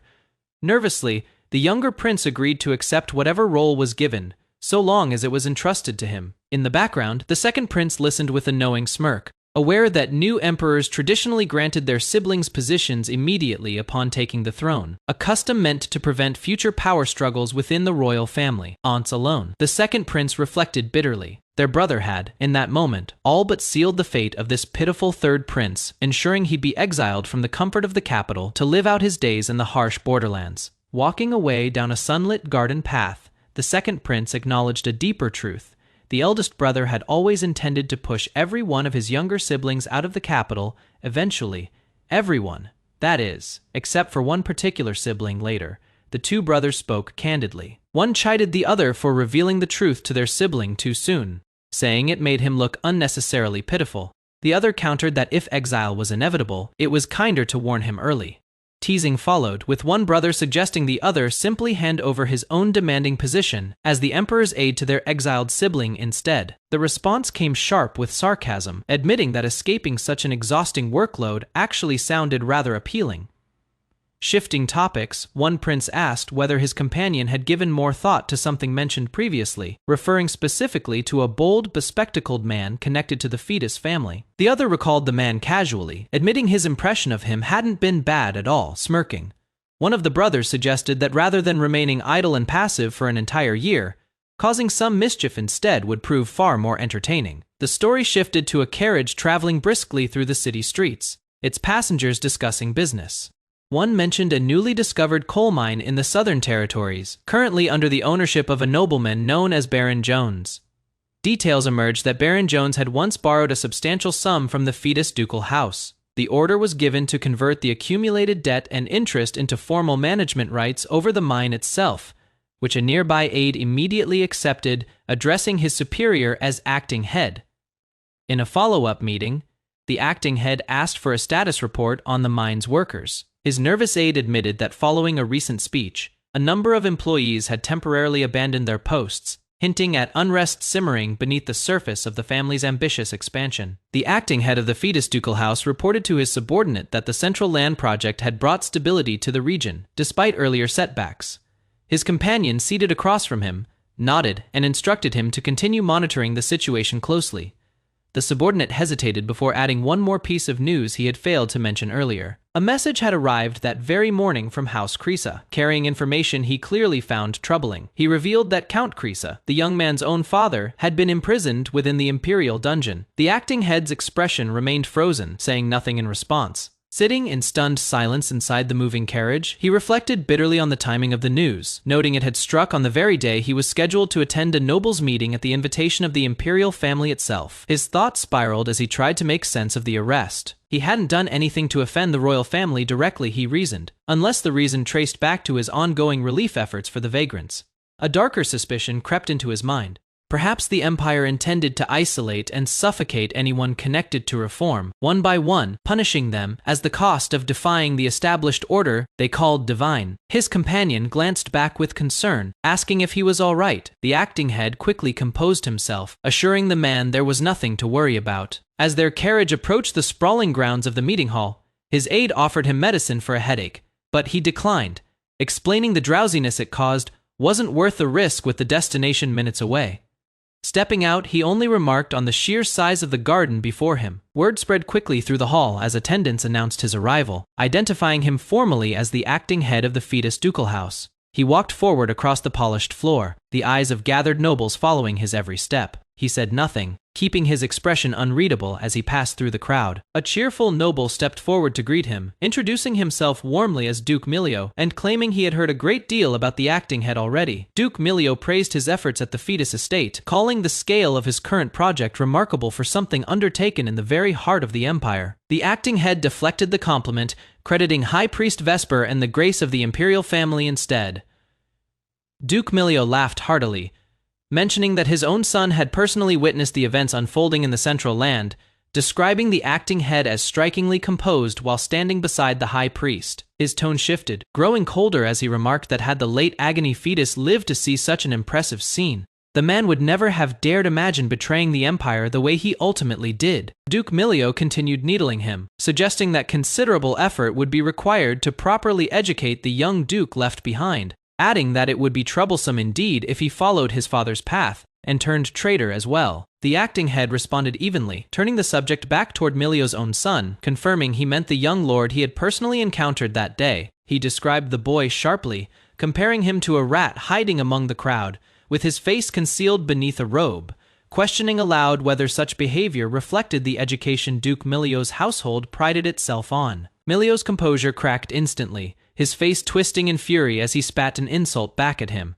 Unshaken, the acting head pressed further, pointing out that Milio had likely been relying on Baron Jones' newly discovered coal mine, only to reveal that ownership of that very mine would soon transfer to House Fetus. He added coolly that should Fetus refuse to supply minerals going forward, Milio's own businesses would face serious trouble. Milio stood rigid, humiliated, and silent, as the acting head calmly advised him to choose his words more carefully, depending on the time and situation, walking past him with quiet authority intact. Inside the grand meeting hall, an announcer called for silence as the massive doors swung open, declaring that the first prince and second prince were entering. Rows of assembled nobles straightened at once, tension rippling through the room as the two princes made their approach, every eye tracking their movement with visible unease. Dressed in matching white and gold military uniforms, the two brothers walked side by side across the polished floor, their footsteps echoing through the silent chamber. A memory surfaced in Talon Kreese's mind, the voice of the first prince cutting through his thoughts, demanding to know whether he felt nothing after killing Duke Fetus with his own hands. The prince's cold, golden eyes lingered in Talon's memory, sharp and unreadable, watching him as though searching for some flicker of guilt. Startled back to the present, Talon flinched, rain-soaked memories fading as he found himself once again standing in the meeting hall, sweat beading on his brow. The first prince took his seat at the head of the long table, formally opening the session and instructing everyone present to sit. Outside the tall windows, the discussion moved forward, wrapping up matters concerning the empire's border territories before shifting focus elsewhere. The prince turned his attention to the ongoing development of the Central Land within the imperial capital, asking directly for an update on House Fetus's progress. Tolan rose sharply to his feet, announcing himself as acting head of the Fetus Ducal House, ready to deliver his report. He explained that construction of the new hospital had reached its structural framing stage, while medical staff were simultaneously being trained and relief efforts extended to the surrounding slum district. The first prince recalled the origin of the project aloud, remembering how he had once been granted development rights to the Central Land beside the temple as a reward for winning the previous hunting festival. He continued, his tone hardening, recounting how Agony Fetus had later appeared and seized that authority away from him, remarking bitterly that this was apparently what had become of it since. Turning to another matter, he stated that recent reports showed public safety near the capital center had improved considerably, a claim the second prince confirmed beside him. The first prince credited the Fetus family's hospital project entirely for the shift, noting that the effort had already earned widespread praise among the empire's citizens. Cracking his knuckles with visible satisfaction, he addressed Talon directly, calling the achievement something worth praising, and adding that he held high expectations for his future. Rising with a confident smirk, the prince turned toward the other assembled nobles, comparing them unfavorably to House Fetus, declaring that a family capable of such results truly deserved the imperial family's continued support. Tolan bowed his head, expressing that he felt deeply honored by the prince's words, and vowing to carry the project forward with the utmost sense of responsibility. The prince leaned in close, his tone shifting subtly, remarking that humility was admirable, but pointed out that humility alone could not feed the people who depended on the project's success. He added, with a faint and knowing smile, that by imperial decree he held no authority to interfere directly in the development project himself, but suggested that managing something of such scale entirely alone must surely place a heavy burden on the fetus family. The first prince assured Toland that the imperial family would provide as much support as necessary, adding pointedly that assistance would come only if House Fetus formally requested it. Toland's eye narrowed behind his glasses, sweat forming as he registered the implication. A faded memory surfaced in his mind, an old photograph of a boy standing beside a tall figure in a dark military uniform, a gentle hand resting on the child's shoulder. Toland's expression tightened further, the weight of the moment pressing on him as he studied the prince's unreadable smile. Steeling himself, he bowed low and made his request, explaining that the hospital project currently lacked sufficient professional personnel and equipment to move forward as planned. The prince's smile sharpened, his eyes gleaming as he replied that should the imperial family choose to lend their assistance, House Fetus would never forget such generosity. Latter alone with his thoughts near a window overlooking the gardens, the prince's expression settled into something colder and more calculating, his reflection framed against the trees outside. A dark shape perched silently among the branches, its owner reflecting that he hadn't been able to pay close attention to matters lately, having spent a long stretch away in the forest. Rain fell steadily as a young man in a deep blue military uniform stood beneath the dripping branches, a red-eyed bird resting nearby. He mused quietly that perhaps it was finally time to re-establish some discipline. The nobles' meeting inside the grand hall came to a close, and dignitaries filed out through the towering doors one by one. Officials descended the marble staircase in silence, their expressions unreadable, each carrying the weight of whatever had just been decided behind those closed doors. A carriage waited outside the estate as one attendant thanked another for the day's effort. A young servant with teal hair turned toward the man beside the carriage, his voice hesitant as he asked what exactly had unfolded during the meeting. Toland, sharp-eyed behind round glasses, gave a curt order to return to the ducal house immediately. His companion lowered his head and confirmed the instruction without hesitation, understanding that something serious had transpired. A voice called out to Toland just as he prepared to depart, questioning why he seemed so eager to leave the grounds so soon after the meeting ended. Igo approached from behind, his cloak trailing against the stone path, wondering aloud how long Toland had been standing there. He revealed that word of the meeting had already reached him, adding that the first prince had apparently pledged his support. An older noble spoke with a stern expression, remarking that gratitude was owed for the prince's favor. He noted that because of this arrangement, Count Krysa would soon be released from custody. Toland's gaze hardened as he clarified his true motive. The support he had sought from the prince, he explained, existed for one purpose alone: securing the future of the fetus family. Declaring that he needed to leave, Toland turned away from Igo, who called after him with a suggestion. Perhaps, Igo proposed, he should visit the count's estate first and pay his respects to their father. Toland's expression twisted with sudden irritation. He questioned since when their relationship had grown close enough to justify sitting together without purpose. Laughter echoed against a backdrop of drifting clouds. Someone recalled the acting head's expression during the meeting, clearly savoring the memory. Two blonde figures strolled through the garden, one of them laughing openly while recounting how desperate the man had looked while pleading. He compared it to watching a prized project get ripped away all over again. The pair continued walking, their tone shifting toward scheming satisfaction. Now, they agreed, they could meddle with the Central Land project however they wished, hiding their interference behind the guise of generous support. One of them wondered gleefully whether they should simply destroy the hospital right before its completion. The taller of the two smiled with quiet confidence, insisting that either outcome would prove entertaining. Should anything go wrong, he added, the blame would fall entirely on someone else's shoulders. Turning serious for a moment, he mentioned it was time to think about their next move and floated the idea of continuing the conversation somewhere more private. His companion cleared his throat awkwardly, suggesting they postpone that particular discussion for another occasion instead. Claiming exhaustion, the blonde prince announced his intention to retire to his chambers and rest. His brother watched him walk away, calling out uncertainly, clearly caught off guard by the abrupt change in mood. Left alone in thought, the prince rubbed his chin, murmuring about heading toward his room, his expression shifting into something more contemplative than before. Elsewhere, a figure with piercing golden eyes observed the pattern forming. He noted how often the prince had been retreating to his room lately, questioning quietly what could possibly be drawing him there so frequently. The doors were forced open with a sharp motion. Frustration colored the prince's voice as he complained about his good mood being ruined, grumbling about having to face that particular person's presence once again. Inside, a dark-haired figure sat relaxed behind a desk, hands folded behind his head as he greeted the intruder with casual amusement, asking if he had finally arrived. The prince's eyes widened in shock, and a scream of pure disbelief tore through the room. The dark-haired man leaned back in his chair, demanding to know what the intruder wanted and how he had slipped into the office once again.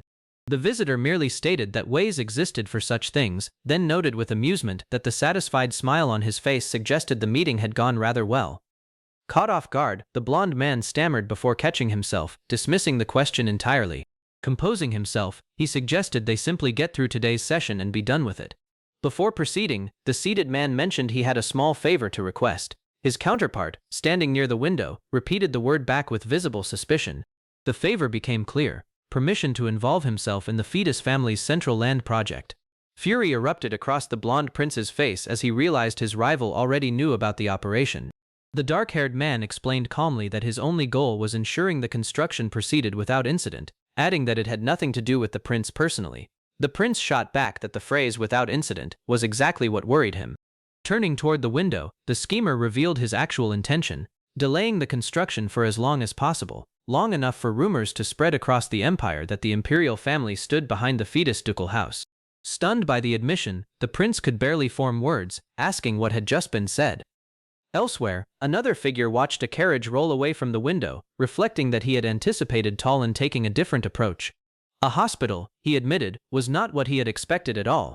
He recalled that in the original course of events, Talon had raised an army instead. If circumstances had shifted so dramatically, he reasoned, then Talon himself must have changed as a person too. Back in the office, the blonde prince's restraint snapped entirely.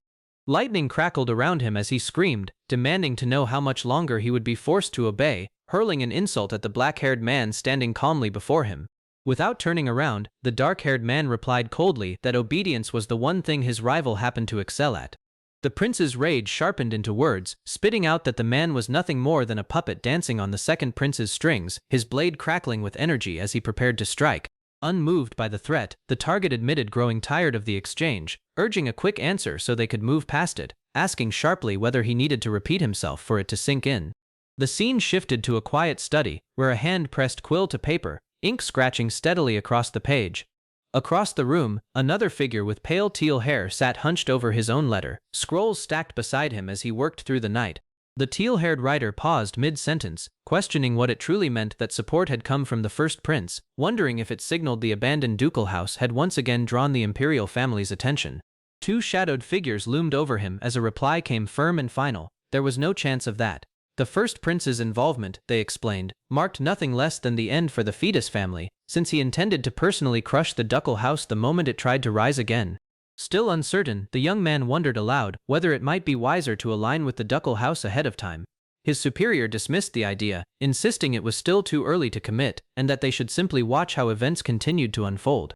In a grander hall, the golden-haired figure extended his hand, brushing aside any mention of favors owed and insisting instead that gratitude belonged to him. Because of Talon's request, he explained, he now had genuine purpose to involve himself in such a noble undertaking. Their hands met in a firm shake, sealed by a quiet promise that every word spoken had been meant sincerely. Alone with his thoughts, the dark-haired man's expression shifted into something colder and more determined, murmuring under his breath a private vow to prove himself, whatever it would take. A trembling hand pressed against the writing desk, absorbing the full weight of what imperial support truly meant beneath the surface. The pen scratched against paper as a man came to understand the cruel machinery hidden behind such generous promises. Sweat traced down his face as his eyes narrowed with rising unease. Slumped over his desk, he let out a pained groan, the burden of his thoughts pressing down on him physically. Breathing grew ragged as he clutched at his chest, forcing air into his lungs through gritted teeth. The pressure inside him built until he admitted aloud that the situation felt unbearable. He questioned whether this suffering stemmed from guilt over failing to protect the previous duke, or something worse, the fear that he might fail the young duke in the very same way. A grotesque vision surfaced in his mind, a towering figure looming over a kneeling man, forcing the question of how anyone could stand before something so far beyond human. He had no answer for how he should even begin to act. Turning his thoughts away from despair, he steadied himself with a single resolve. Whatever happened, he had to protect the young duke, no matter the cost. A knock echoed through the room, interrupting his spiral. A voice called out, asking whether Talon was inside. Beyond the door stood the young duke himself, fidgeting with the pendant at his collar as he explained how difficult it had become to see Talon lately, gently asking if he might be allowed inside. Panic flashed across Talon's face as he scrambled upright, urging the boy to wait, insisting that the timing wasn't right. Composing himself, Talon apologized quietly, explaining that something urgent demanded his attention at that very moment. The young duke's expression fell, disappointment evident despite his silence. Standing before the closed door, the boy accepted the refusal, promising instead that he would return once matters had settled, adding that he intended to visit again personally. Elsewhere, chains rattled against a clenched fist as a desperate voice cried out for mercy, begging to be released from captivity. An old man with wild gray hair pleaded on his knees, insisting he was nothing more than an ordinary elder who deserved freedom. He demanded to know how much longer his captors intended to keep him locked away, pointing out that over 2 months had already passed since his imprisonment began. A bald elder standing guard turned to his companion, confirming that they still had no explanation for how this prisoner had managed to enter their sacred cave in the first place. The younger guard recalled finding him unconscious in the middle of the cave, adding that despite repeated questioning, the old man had never given a clear account of how he got inside. Frustration boiled over as the prisoner shouted his innocence once more, insisting he had lost his footing and fallen from a cliff, only to wake up trapped inside the cave with no memory of how he arrived there. The hooded guards remained unconvinced, reminding him that the cave stood as sacred ground blessed by the god Amika, a place that could not simply be stumbled into by accident. The bald elder stroked his beard thoughtfully, considering a darker possibility. If the old man's story was a lie, it might mean a descendant of Aburan had discovered the location, raising the threat that Aburan's forces could invade the sanctuary itself. His younger companion studied the prisoner with cold calculation, noting that despite his age, the man appeared disciplined and well-trained. He suggested a chilling method to ensure compliance, blinding the prisoner or severing his ankles to guarantee he could never escape or reveal what he had seen. Desperation cracked through the old man's voice as he pleaded with his captors, begging to be sent home. He confessed that a young child waited for him, alone and unaware of what had happened to his grandfather. A hand gripped his beard roughly, silencing his protests.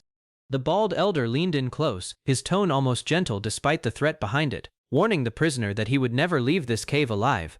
Softening his stance slightly, the elder invoked the mercy of God Amika, offering the prisoner a choice. The old man's expression tightened, waiting to hear what fate awaited him. The first option was laid out plainly: spend the remainder of his life confined within these walls, forgotten by the outside world. The second option followed just as coldly: a swift death right there in the cave. The elder pressed him for an answer, demanding to know which path he would choose. The prisoner said nothing, his silence heavy with calculation rather than fear. Then, unexpectedly, laughter erupted from him, wild and unrestrained, echoing off the stone walls in a way that caught his captors off guard. Composing himself, the elder addressed him directly, urging him to listen carefully and stop wasting each other's time with games. The prisoner cut him off, declaring that he was far too old and far too experienced to fall for such simple tactics. Confusion flickered across the younger guard's face as he asked what exactly the old man meant by that statement. The prisoner's demeanor shifted entirely, his eyes sharpening with a knowing edge. He stated plainly that he understood something crucial: they could not kill him, no matter how convincing their threats appeared. The nobles' meeting inside the grand hall came to a close, and dignitaries filed out through the towering doors one by one. Officials descended the marble staircase in silence, their expressions unreadable, each carrying the weight of whatever had just been decided behind those closed doors. A carriage waited outside the estate as one attendant thanked another for the day's effort. A young servant with teal hair turned toward the man beside the carriage, his voice hesitant as he asked what exactly had unfolded during the meeting. Talon, sharp-eyed behind round glasses, gave a curt order to return to the ducal house immediately. His companion lowered his head and confirmed the instruction without hesitation, understanding that something serious had transpired. A voice called out to Talon just as he prepared to depart, questioning why he seemed so eager to leave the grounds so soon after the meeting ended. Igo approached from behind, his cloak trailing against the stone path, wondering aloud how long Talon had been standing there. He revealed that word of the meeting had already reached him, adding that the first prince had apparently pledged his support. An older noble spoke with a stern expression, remarking that gratitude was owed for the prince's favor. He noted that because of this arrangement, Count Krysa would soon be released from custody. Talon's gaze hardened as he clarified his true motive. The support he had sought from the prince, he explained, existed for one purpose alone: securing the future of the fetus family. Declaring that he needed to leave, Talon turned away from Igo, who called after him with a suggestion. Perhaps, Igo proposed, he should visit the count's estate first and pay his respects to their father. Talon's expression twisted with sudden irritation. He questioned since when their relationship had grown close enough to justify sitting together without purpose. Laughter echoed against a backdrop of drifting clouds. Someone recalled the acting head's expression during the meeting, clearly savoring the memory. Two blonde figures strolled through the garden, one of them laughing openly while recounting how desperate the man had looked while pleading. He compared it to watching a prized project get ripped away all over again. The pair continued walking, their tone shifting toward scheming satisfaction. Now, they agreed, they could meddle with the Central Land project however they wished, hiding their interference behind the guise of generous support. One of them wondered gleefully whether they should simply destroy the hospital right before its completion. The taller of the two smiled with quiet confidence, insisting that either outcome would prove entertaining. Should anything go wrong, he added, the blame would fall entirely on someone else's shoulders. Turning serious for a moment, he mentioned it was time to think about their next move and floated the idea of continuing the conversation somewhere more private. His companion cleared his throat awkwardly, suggesting they postpone that particular discussion for another occasion instead. Claiming exhaustion, the blonde prince announced his intention to retire to his chambers and rest. His brother watched him walk away, calling out uncertainly, clearly caught off guard by the abrupt change in mood. Left alone in thought, the prince rubbed his chin, murmuring about heading toward his room, his expression shifting into something more contemplative than before. Elsewhere, a figure with piercing golden eyes observed the pattern forming. He noted how often the prince had been retreating to his room lately, questioning quietly what could possibly be drawing him there so frequently. The doors were forced open with a sharp motion. Frustration colored the prince's voice as he complained about his good mood being ruined, grumbling about having to face that particular person's presence once again. Inside, a dark-haired figure sat relaxed behind a desk, hands folded behind his head as he greeted the intruder with casual amusement, asking if he had finally arrived. The prince's eyes widened in shock, and a scream of pure disbelief tore through the room. The dark-haired man leaned back in his chair, demanding to know what the intruder wanted and how he had slipped into the office once again. The visitor merely stated that ways existed for such things, then noted with amusement that the satisfied smile on his face suggested the meeting had gone rather well. Caught off guard, the blond man stammered before catching himself, dismissing the question entirely. Composing himself, he suggested they simply get through today's session and be done with it.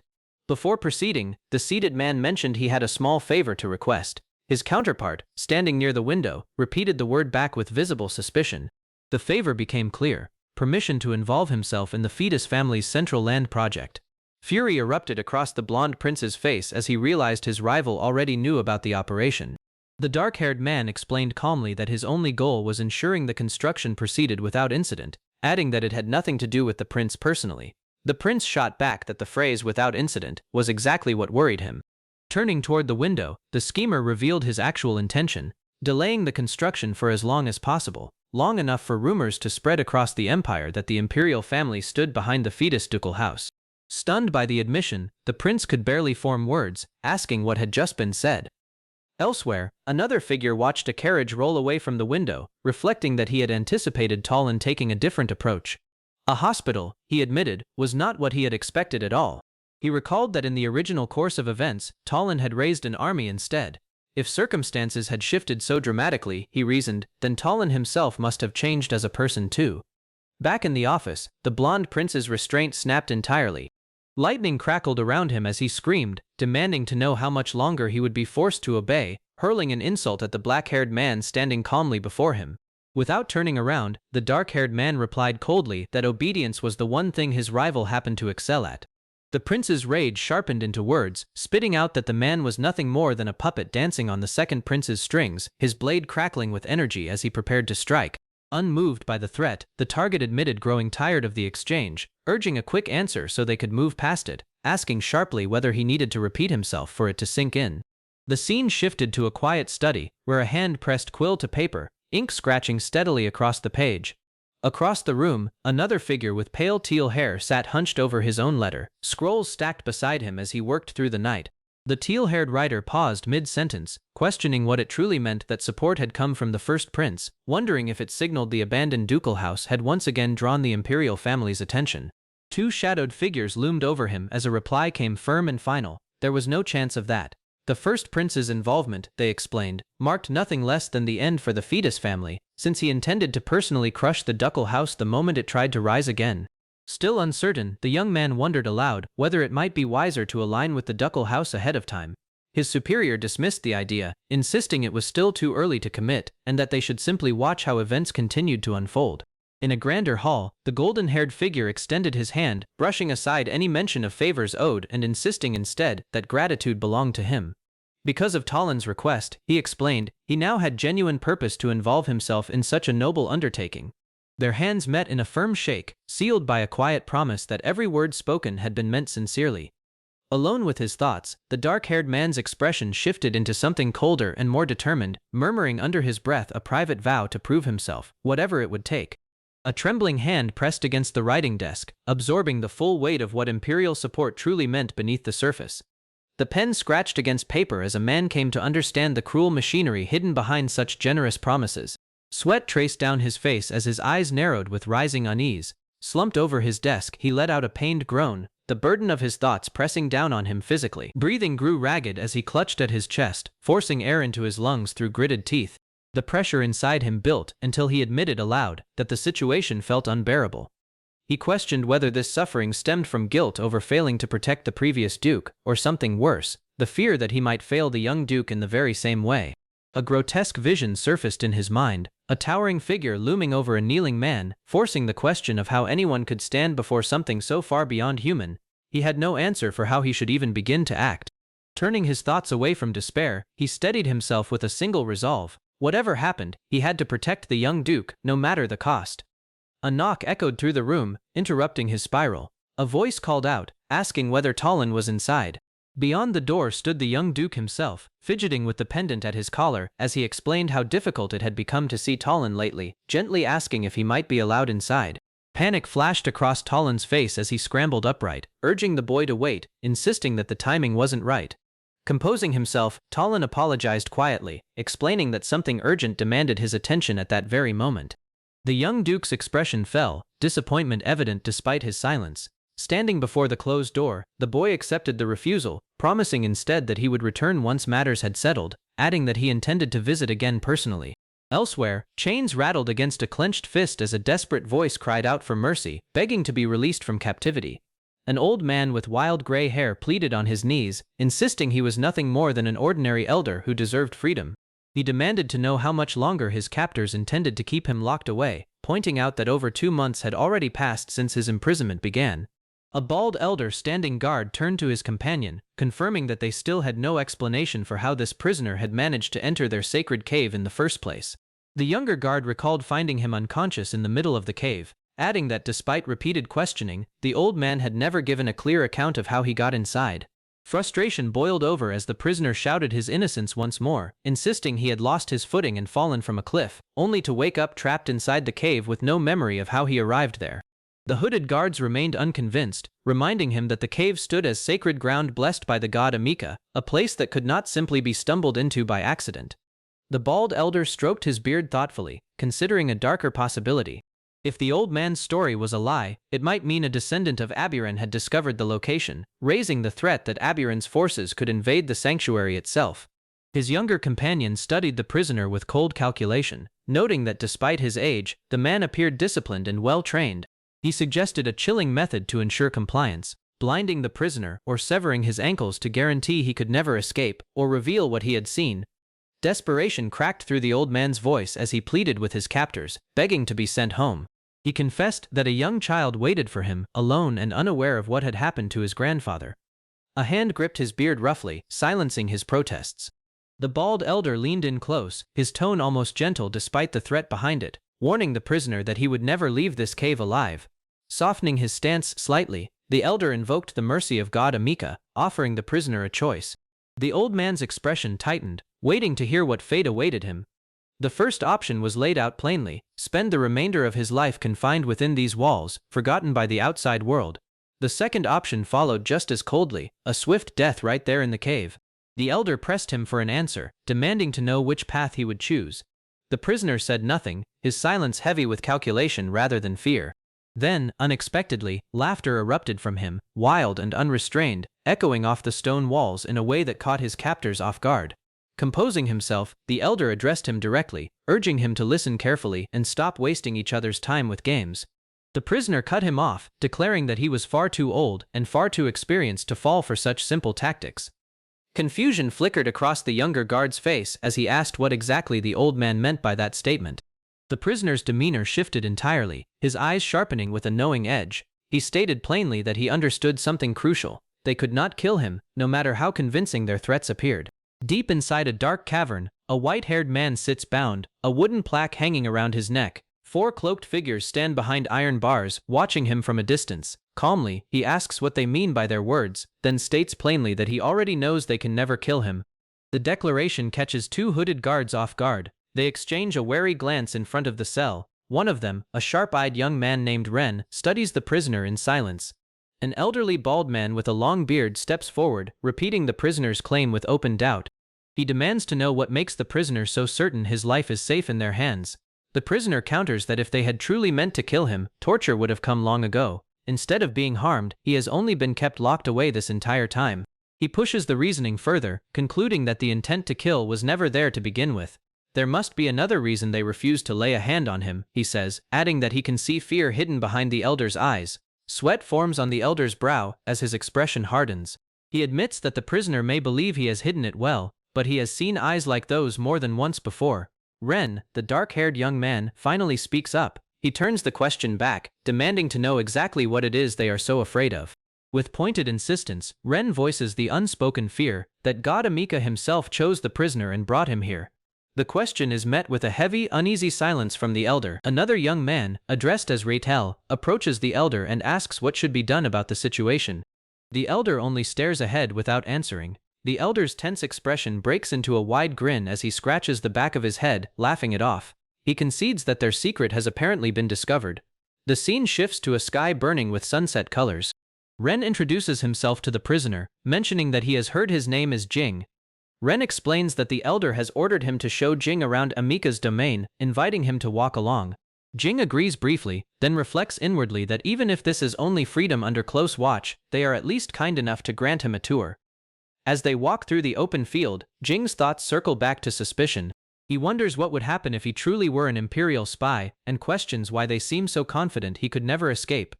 Ren gestures toward a vast city spread beneath the fading light, a single beam of brightness rising from its center.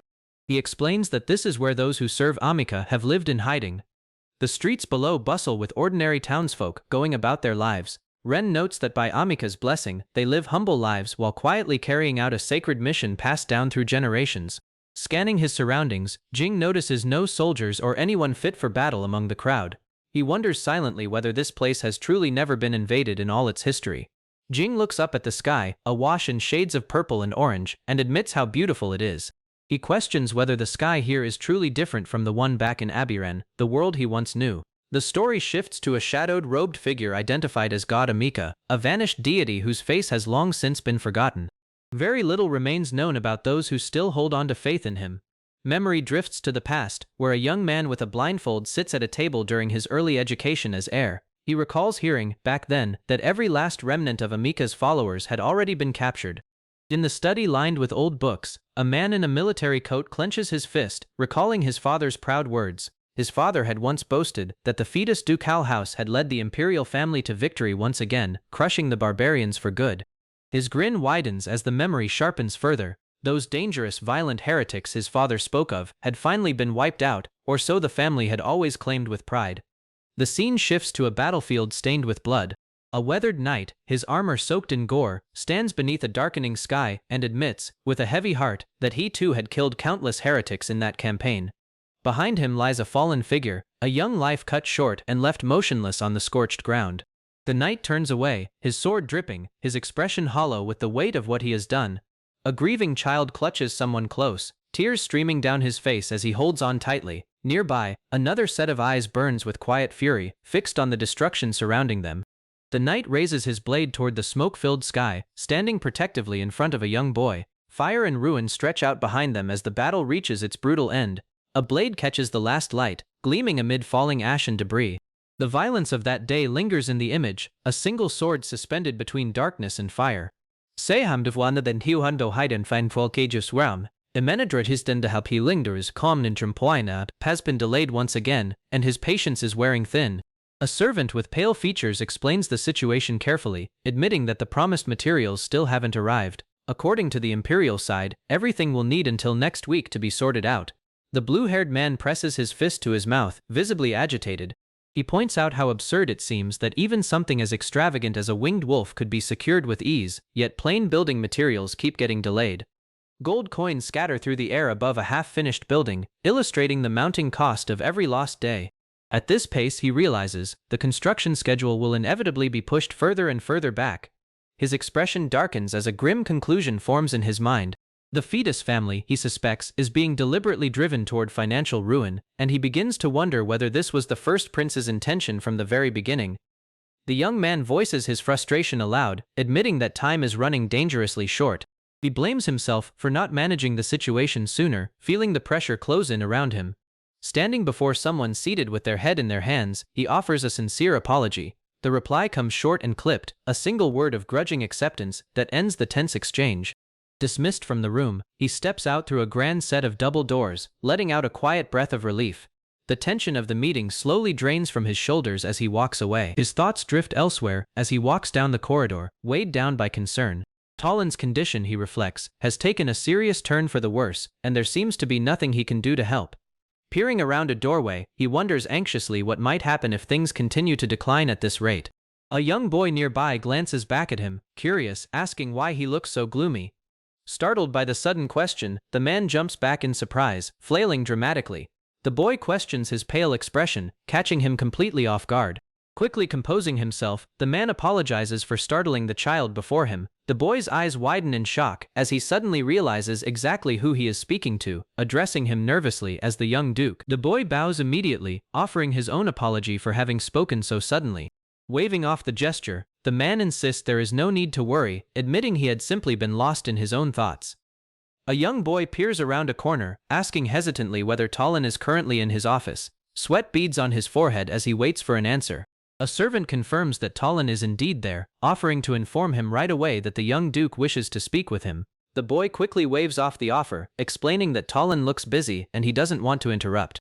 He admits the real reason behind his question, confessing that he had overheard something through a window earlier. He asks quietly whether the construction project has been delayed once again. Caught off guard, the servant stammers, struggling to find the right words to respond to such a direct question.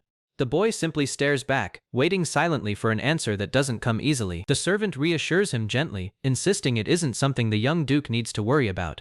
There are only a few matters still being settled with the imperial family, he explains. Relief washes over the boy's face as he accepts the explanation. With a cheerful wave, the servant announces he'll be heading off now, encouraging the boy to keep up the good work.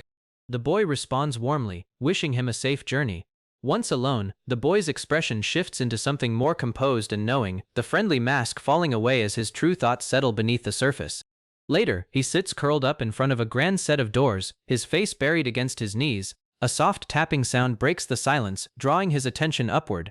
His eyes widen as he spots a familiar figure perched outside the window. He calls out excitedly, recognizing the crow immediately as Blackie. Rushing to the window, he flings it open and scolds the bird for staying away so long. He explains that he had heard crows migrate during winter and feared Blackie had left him behind for good.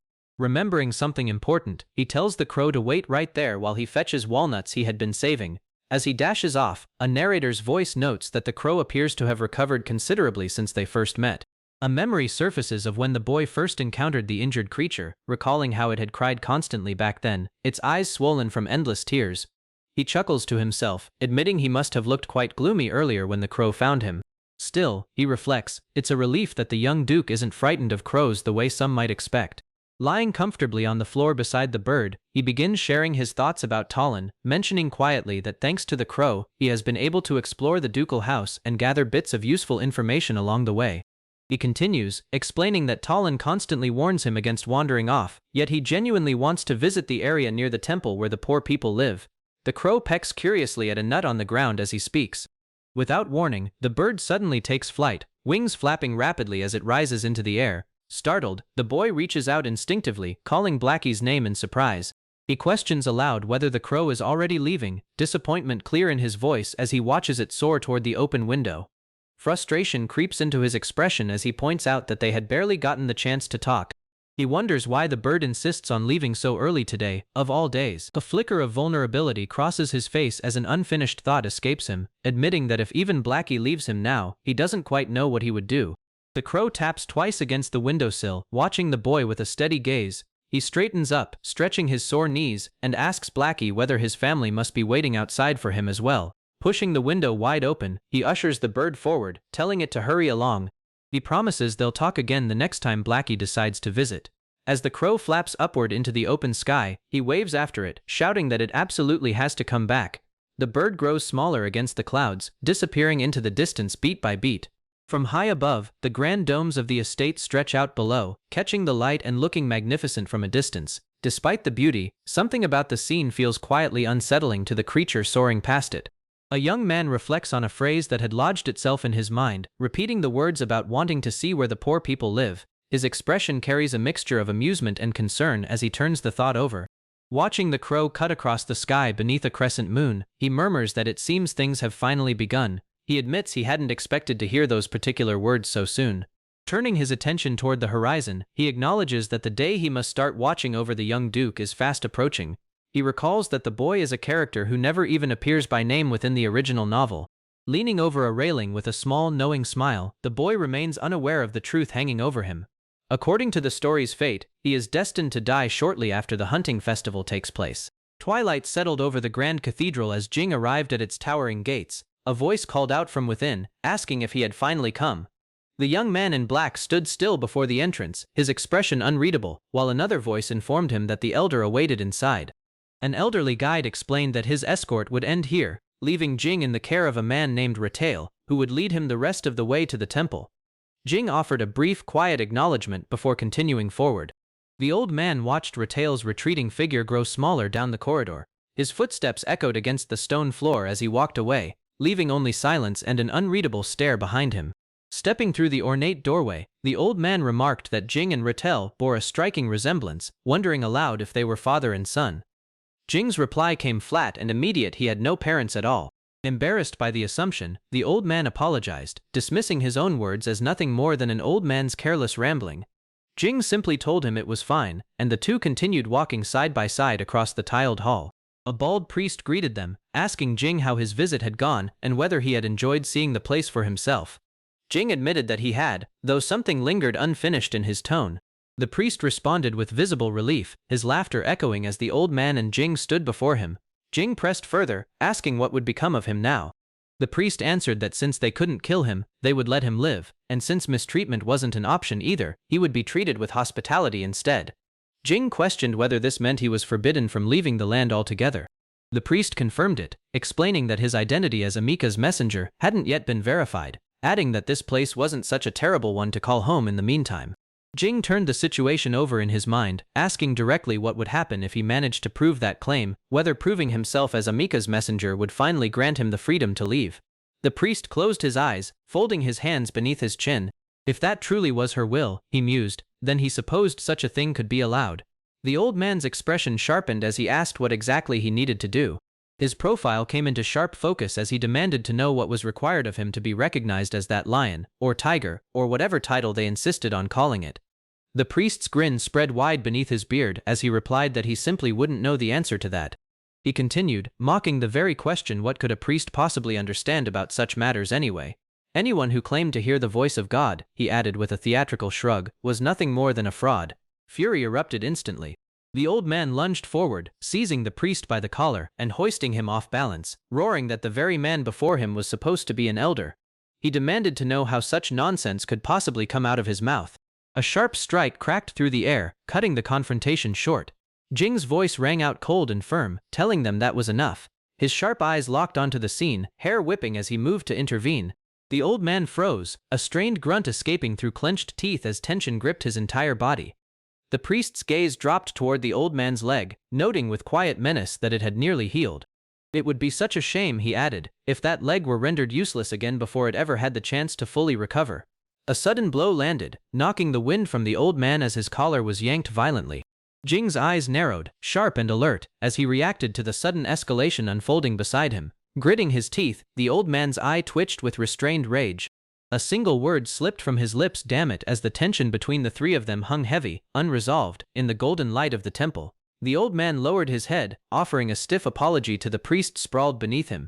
The bald elder waved it off, admitting that given the circumstances, he understood the outburst. Standing back to back with the priest, the old man was told to steady his mind and observe things more carefully. If he truly was the chosen one, the elder assured him, Amika herself would clear the way forward. The priest instructed him to settle in and make himself at home until that moment arrived. All he needed to do was return to the temple each evening, just as he had done that day. Left alone with his thoughts, the old man's face darkened as he considered the possibility of spending the rest of his life trapped in this place. Beyond simply escaping prison, he realized, nothing about his situation had truly changed. Jing appeared beside him, offering to lead the way to his new room. The old man accepted without protest, falling into step behind him.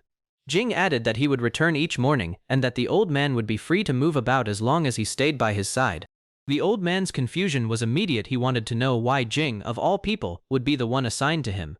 Jing admitted plainly that this arrangement wasn't something he wanted either. The elder had simply ordered him to keep watch over the old man, leaving him no choice in the matter. Noticing the tension in Jing's expression, the old man asked if something was troubling him. Jing didn't hold back, admitting he was more than bothered, then countered by asking if the old man would enjoy being tied to someone who had once tried to cut off his leg. The old man told him to look at the bright side of things, pointing out that his leg was still very much attached despite the attempt. Grumbling, the old man admitted that thanks to Jing, the leg had healed almost completely. He then announced plans to explore the plains beyond the Zelkova tree the next day, warning Jing to prepare himself for it. Jing's back stayed turned as he advised against the idea, telling the old man he would be better off staying away from that place entirely. The old man's eyes narrowed, demanding to know what exactly Jing meant by that warning. He pointed out that no one even lived in those distant lands to begin with. Beneath a darkened sky stretching over silent mountains and a lone tree, the old man asked whether monsters lurked there, waiting to devour anyone who wandered too close. Jing's answer came simply that wasn't the reason at all. Growing irritated, the old man accused Jing of making it sound as though some hidden secret was being kept from him, then challenged him directly, asking if Jing truly believed the warning alone would stop him from going. Jing denied it flatly, clarifying that his words carried no intention of mockery or deception toward the old man. He explained his reasoning instead, saying plainly that the warning existed simply because there was nothing of value waiting out there at all. Elsewhere, frustration exploded into violence. A furious shout tore through the air as stone and debris shattered apart under a devastating blow, followed moments later by another eruption of splintering wood and dust. The destruction escalated further, a wall itself cracking and crumbling apart as another enraged cry echoed through the chamber. Standing amid the wreckage, a man lashed out at unseen forces creeping toward him, snarling that no mere insect had any right to treat him this way. Fractures spread across the wall behind him as his fury intensified. A blonde-haired man drove his fist into the wall, demanding to know when not yet would ever become now. His frustration boiled over as he questioned how much longer the delayed construction would be allowed to drag on, his knuckles cracking stone with every furious strike. Sprawled across a couch, the blonde man let out a breath, admitting that without the treatment he'd received, he would have finished off that bastard entirely. Frustration lingered in his voice as he wished he could understand what the man was actually thinking. His eyes narrowed as another thought surfaced. He couldn't keep allowing himself to be dragged around by that man forever. He wondered aloud whether the time had come to speak with someone named Dido about the situation. A memory surfaced, cold and mocking, of another voice questioning whether obedience was the only thing he was ever good at, dismissing him as nothing more than a puppet dancing on the second prince's strings. Rage boiled over instantly. His fist slammed down with a furious roar, teeth clenched as the fury of that memory tore through him all over again. A knock echoed through the room, cutting through the tension and pulling his attention sharply toward the door. Relief washed over his face as he realized his men had finally arrived. He called out at once, urging them inside without delay. Two subordinates entered cautiously, bowing low as they greeted him with formal respect. He waved the gesture away impatiently, snapping at them to stop wasting time with formalities and get inside already. Draping his arms over their shoulders, he brushed off the disarray scattered across the room, explaining it away as nothing more than the aftermath of dealing with a troublesome little rat. His tone shifted to urgency as he pressed them for results, demanding to know what information they had gathered, where the target had been, who he had met, and whether any weaknesses or secrets had been uncovered. One of the subordinates urged the other to speak plainly, insisting that anything at all about the man would be useful, and that nothing should be left out of the report. Bowing deeply before him, the two men explained the lengths they had gone to in tracking the seventh prince's movements, revealing that they had spared no method across 3 relentless days and nights of surveillance. Dread crept into his expression as the report continued, the subordinates admitting with visible regret that they carried disappointing news to deliver. They confessed that despite their certainty in following him properly, the prince had vanished from sight more times than they could count, leaving them unable to determine where he had gone. Sweat dripped down one subordinate's face as he begged forgiveness for failing to meet expectations, pleading desperately for just one more chance to prove himself. Patience shattered in an instant. A furious punch exploded forward, catching the man off guard as a single command tore through the room's silence, and nothing else. One subordinate collapsed to the floor, blood pooling beneath him as he struggled to breathe. The other cried out in protest, insisting they had only been trying their best, but his pleading was cut short by a cold command to be quiet. Electricity crackled violently around his grip as he lifted the man by the throat, reminding him bitterly that this task had been entrusted to him specifically because he was supposed to command the finest intelligence network in the entire empire. Betrayal twisted into fury as he tightened his hold, demanding to know if failure was truly the only thing he would receive in return for that trust. The subordinate choked out a desperate plea for mercy, his voice breaking apart under the pressure. The crackling energy intensified further, wrapping tighter around the man's throat as his screams dissolved into ragged, pained gasps. Blood dripped from his fingers as his expression hardened into something merciless. Looking down at the man gasping in his grip, he delivered his final verdict, declaring flatly that someone who had failed him so completely simply wasn't worth keeping alive. Blood pooled beneath the lifeless body dangling from his grip, and his voice carried nothing but contempt as he declared them nothing more than insects. Their only remaining purpose, he added coldly, was to take responsibility for their own incompetence. A cheerful voice broke the silence as another blond man stepped through the doorway, announcing his arrival to his brother with a wide grin. He remarked that it had been quite some time since he'd last been summoned. Silence answered him first, followed by a casual observation about the state of the room. It had gotten dirty, he noted, asking if his brother had been under stress lately. Below, 2 bodies lay sprawled across the tiles in spreading pools of blood, and his tone shifted as he uttered a single, knowing word, Dido. The bloodied man remarked that Dido had arrived at precisely the right moment.